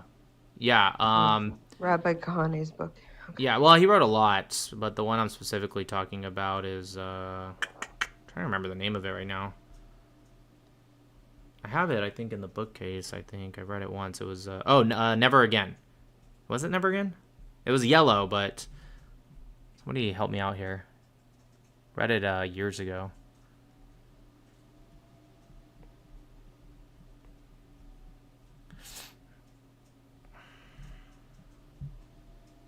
Yeah, it's Never Again for sure. That's what I thought. Anyways, yeah, somebody asked Kahane this exactly. How can you act just like the Nazis? Such a stupid way to try to shut down conversation. Oh, saying Rabbi Kahane was right in some things is like saying Hitler's right. Is it? Really? Really, is it? Also, also, even if someone as evil as Hitler said 2 + 2 = 4, literally would be right, but no, it's definitely not the same thing. This idea of trying to compare the two people as if they're the exact same is insane. It's insane. You don't have to like him. You can call him a fascist. I see some people in the YouTube chat. Yeah, that's okay. Gotcha. You 100% can call him that. That doesn't make someone Hitler either. We really need to get away from that. Mostly the left does it, but even the right wing does it. Everyone is Hitler. Look, not everyone's Hitler. You can even point to things that make that person awful. And you can even be right about that person being awful, and that does not make them literally Hitler. Video of that girl essentially saying that we got it all wrong and painted Hitler as a bad person when he was really a good guy. No, I didn't see that. But it's because of people like this guy in the chat and this guy in the TikTok chat. You guys use that way too much, and it simplifies what Hitler did, right? You can disagree with somebody 100%, and again, still not Hitler. In both ways, by the way. Anyways, long story short, point I'm making. I actually forgot what was the point I was making. All right, I gotta end the live stream within 20-25 minutes though, so let's get back to some of the guests.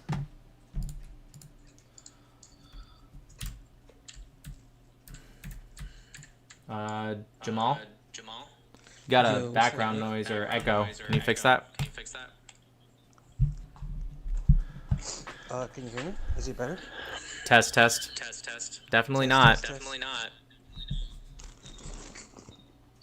Thank you, Jeanette, for the live goal. Are you like on a Bluetooth or something? That's a little bit better. I still can kind of hear it. Nope, I still hear it. I can hear my own voice coming back at me.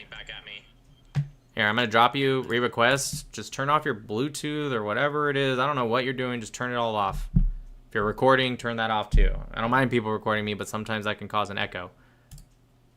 Just so you guys know, I post all these recordings on YouTube, so you can just find it there as well. Anyways, while we're waiting for him, Iran, US, go ahead.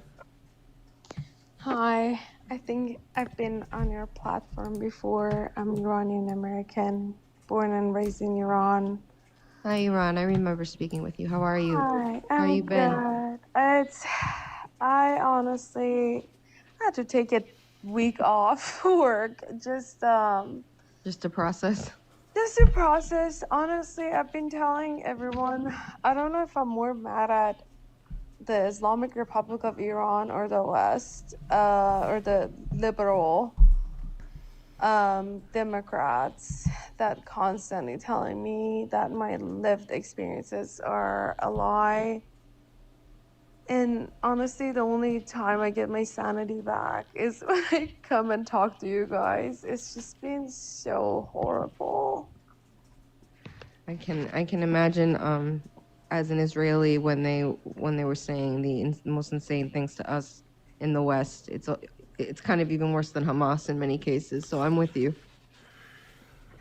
I just don't understand the type of group that pretend to care for human right are absolutely against human right. And I just feel like I'm living on a separate planet, honestly, right now. And I don't know what to do. Like, I genuinely, a lot of Iranians like myself are having this like mental crisis right now. I can't understand these people. Yeah, I hear you. For sure. Just know that you have people with you. They stand with you. And they're the right people. Believe me. 40,000+ all the way to 90,000. I don't know what the exact number is. Of my people died. No one cared. We tried to get the attention for those people for so long and nobody freaking gave a crap. And now all I hear is the schoolgirls who are unalived, and we don't even know who was the culprit. So, real quick, what I would say to you, because I am never gonna be fully in your position, obviously, but I can understand to the best of my ability. The best I could tell you is to not worry about the mouths of people that you wouldn't take any other piece of advice from. If you're not willing, if these are people that you wouldn't take advice from, you wouldn't take critique from, you wouldn't take praise from, if those are the type of people that you're talking about, individual or group level, then don't take any of their hateful lies, propaganda, criticism, trolling, whatever. Just I know sometimes it's hard because it feels like it might be everywhere. If you need, shut it off for a second, take even a week off, shut it down, don't go on social media, just take care of yourself. I know you might feel a sense of guilt because you're like, no, I need to, with my people, I need to stay on top of the news. No, you don't. You need to take care of yourself always first, because if you can't take care of yourself, there's nothing you can do for anything else. So if that means taking a day off, great. If that means taking a week off, a month off, whatever it is, always make sure that you are in a position to take care of yourself. And that's what's most important, not online trolls and hateful propaganda. The problem is that, I'm sorry, I try not, this is the first time I'm actually crying for like a long time. I'm so sorry. I've lost like long-term friends who are just like leaving me behind and telling me what a horrible person I am for standing up for my country. I am scared of going. I'm a physician in this country, and I'm scared of going back to work because a lot of these people are against me and my people and my family in Iran, and I just honestly just wish I was in Iran. I moved from that country because of all the shit that was happening, and I feel like I'm right back in there, you know? Right. I understand what she's saying. After October 7th, what people were saying in the West was even worse than what you would hear. Yeah. I get it. I get it. I'm sorry, I didn't mean to trauma dump on you guys. It's just... You're good. No, it's fine. I understand. It's been really hard, you know? Like, I went to this counter protest of, like, people wearing Khamenei's face on their shirt. This evil man killed so many of my people. How dare you?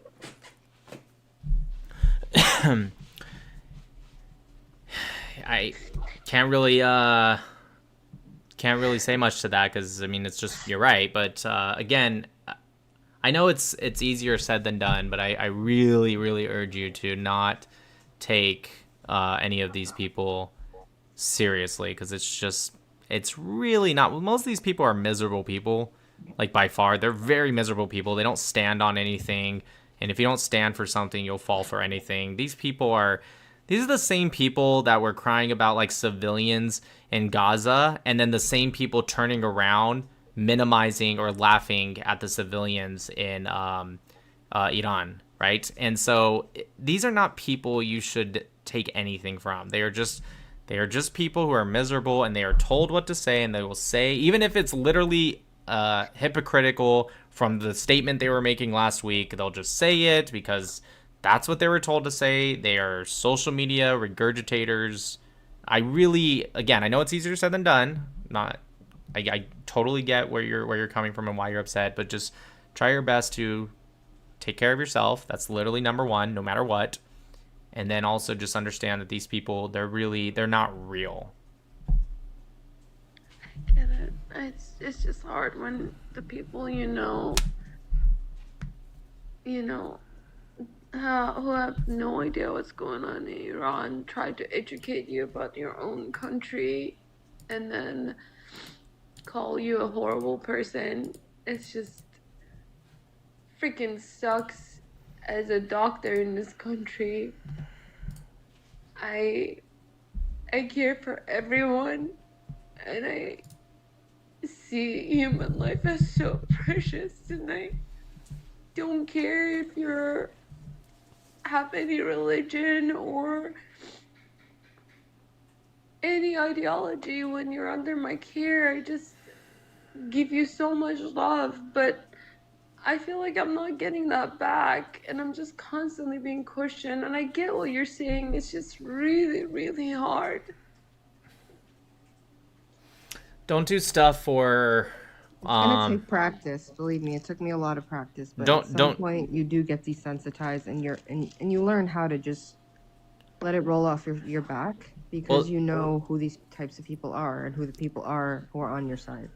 Just don't do stuff. It's not even just for rolling off your back. Don't do stuff for anyone that doesn't matter in your life. And the only people that do matter in your life is literally your immediates, the one that you feed and you finance, the ones that feed and finance you. Other than that, literally nobody matters. And don't ever do stuff for that equal return back to you. Don't ever do it for that. It's great when that happens, when you give to humans and they give back the same, sometimes better. It's great, but don't ever do stuff for that.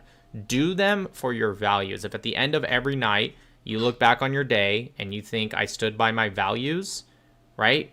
Popular or not, I stood by my values. That should leave you with a smile at the end of every night. Not, oh, I did this for this human, they kind of gave it back. Those are bonuses, but that's never what you should do it for. Always do it for your values, your morality. If you can look at the end of every day and feel like you upheld those, small or big, then you had a successful day. I agree with you. It's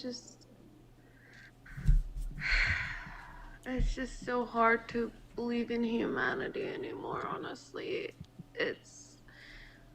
I go and I try to talk to people and I say, hey, I'm Iranian. Can I talk to you Go about... ahead, Golda wants to say something. Oh, yeah, go ahead. Iran, a lot of us in the chat, and Donnie and Nick, we all understand exactly how you feel, specifically with the hatred, specifically with people that you know, people not reaching out, people not understanding. The trick is, and this is something a lot of us have done, is find people, a community of your own that you can talk to, people that you can trust. Find someone on here, your own community. You can talk to any one of us. Follow Nick, follow Donnie, follow us into our smaller lives. And you can talk to us about anything. And it's hard, and I get it, and you're not alone. And all of us here understand what you're going through, and we all stand with you. I love you guys. Yeah. I genuinely try to. And we're on Coach's lives a lot, and we talk about this stuff all the time over there. You've been over there, right? So I'm following you. Reach out to me. You need to talk. Reach out to me. You need a community. You need friends. You need people around you that support you. That's the whole thing, and that's what helped a lot of us get through a lot of the hatred, because it is hard when people tell you or try to tell you your own lived experience when they don't know what they're talking about. So having community and having people to talk to really helps. For sure. Agreed. Okay. Iran, seriously, take care of yourself, okay? Like, that's the most important. Go put on a movie that you've already seen 100 times, that you just know is safe, that you know is good, you don't even have to pay much attention to. Turn your phone off, and by that I mean like your social media. Go watch a movie, make some popcorn, go eat, watch a movie. Just take your brain off a little bit. You're never going to be able to fully take it off, but just go watch a movie. Go pick a new TV show you might like, or watch an old one that's comfortable. That's what I would do. If you need to talk to anybody, just reach out, okay? Don't be shy. I love you guys. Thank you so much. You're welcome. It's gonna be okay. It helps. I love you guys. Thank you for being there. Thank you for standing up for my people and for the truth. Always. Of course. Always. Thank you. God bless. We'll talk soon. Bless you guys. Bye. Bye-bye. You guys remember, truth always prevails. The just unfortunate part is truth is just a very slow thing. Very, very slow. It's very easy to spout buzzwords, 30 buzzwords in 30 seconds. It's very easy to spread AI videos and propaganda and lies. Truth is, that takes a little bit more time, unfortunately. Sometimes it takes so long that all of us will be not in this world, unfortunately, until that kind of stuff plays out. But it always plays out. It always does. All right, you guys, I got to end the live here pretty soon because I do have to get ready for... Are people going to be able to watch this? Is this going to be a live interview? Or is it going to be... No, it won't be a live interview, but JTV... Jamal, I'm going to have to drop you, dude. It's still echoey. I don't know what it is. Might be just your phone or something. Anyways, no, JTV, we recorded and he posted after. It's not something you guys will be able to watch live, unfortunately. But you guys will see it. I'll put it in my Discord whenever the episode comes out. Anywhere, what's up? Oh, Jesus. Are you playing Hey, drums? sorry about that. Oh, Yeah, good. no, I take responsibility for that. Sorry. You're good, you're Practice good. time with a metronome, man. Yeah, speaking of JTV, I wanted to say, Nick, I actually first found out about you a year or two ago on JTV, and even back then it was super impressive. And nice. And since then, it really seems like you were incredibly knowledgeable back then, and since then, seems like you've just continued putting in the hard yards, and like your level of knowledge has become pretty freaking impressive, man. There's not one day that goes by I don't learn something new about Israel. Legitimately. Yeah, well, it seriously comes across that way. So I wanted to say thank you. Appreciate it, man. It's really great. One of the other YouTubers that I'm quite impressed with, even though he's hilariously crass, is Talaran. Yeah, me and Tal are friends. Great. Well, that was going to be one of my questions. Where have you guys ever done any collaboration of any kind? We haven't, but we do talk a lot. And he messaged me the other day. He wants to send me like a bunch of merch, and I was like, "Oh, it's nice of you." No, he's great. There's pretty much any major person in the pro-Israeli community I probably know. Someone actually, I forgot to answer. Someone in the chat earlier on YouTube was asking if I know Sahar TV. Also, really good friend of mine. One of my best friends is Moderate Case. Literally, I talk with him every day. There's not many days that go by that I don't talk with that guy. Yeah, super impressive. Yes, he's very impressive. He's so young. And he's gonna be farther than I ever will because he started younger. Matt Nuclear too. He's another guy that started very young. He's not quite as big, but on X he gets a lot of traction though. But Matt Nuclear, he's like 18, I think, just turned 19. Dude is smart. Yeah, he's 19. Yeah, cool. I'll write that down. I haven't actually heard of him. I do attempt. If you want, you go watch Matt Nuclear's Jubilee debate. That's what made him go like really viral. He went on the Charlie Kirk show after that. He went on Ben Shapiro. Yeah, he's going places because he started so young. I didn't start really talking about Israel, Palestine until like 5 years ago when I was 28. It's true. That's true. I was 28 then. This guy started at 18. And actually, he's been debating before that, but I'm talking about like really starting. Very smart. Well, one of the things that I wanted to get your opinion on, having been in this space for a while, but also speaking to you're speaking to a lot of people, obviously Jewish wife and Jewish community now that you're, quite heavily. Now I'm surrounded by Jews. Surrounded by all the Jews. I said I'm surrounded by the Jews. The Jews.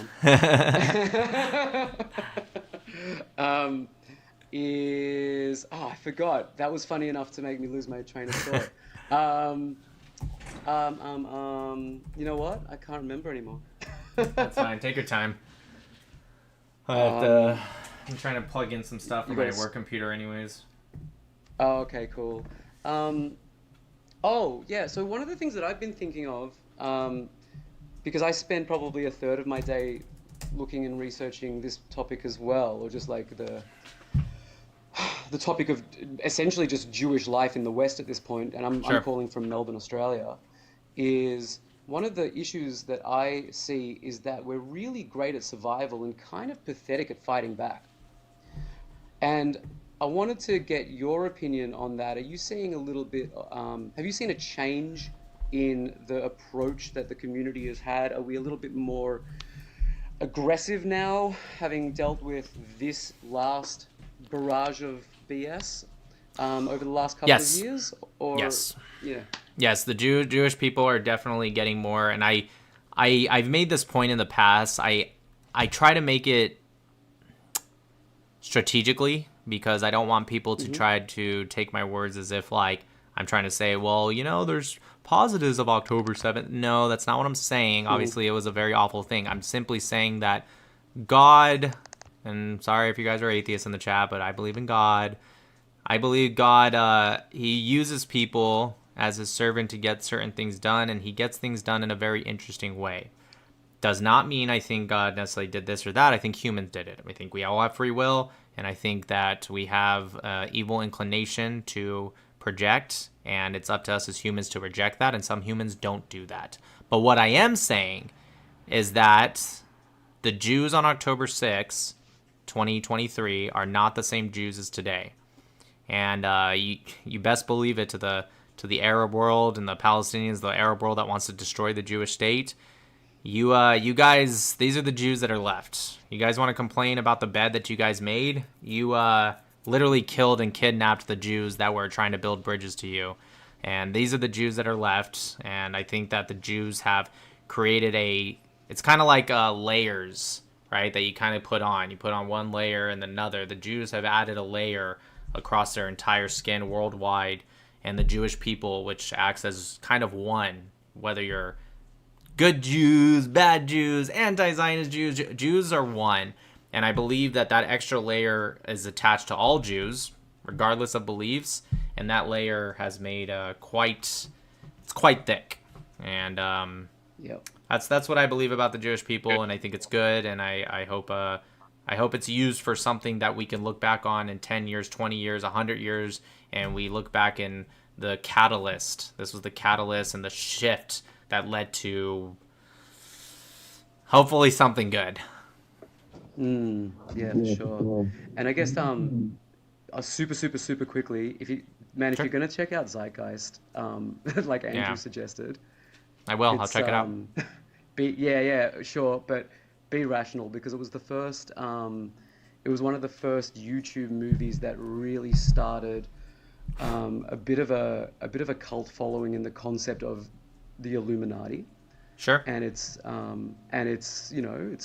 it's out there and a little bit silly. And then also, lastly, to that Iranian lady that just called in, find your local Jew, because we're together. We're on the right. We're brothers and sisters now, and so it's not like she doesn't have a community wherever she is. She knows who stands with her and who doesn't. She knows. Zeitgeist was written it came out in 2007. I don't know why. I knew of the movie. I never seen it, or the documentary. I thought it was older than that. Maybe I'm tripping, though. The problem that is... was a very conspiracy time. That's true. Yeah. That's true. Yeah. The mid-2000s? Heavily. Yeah.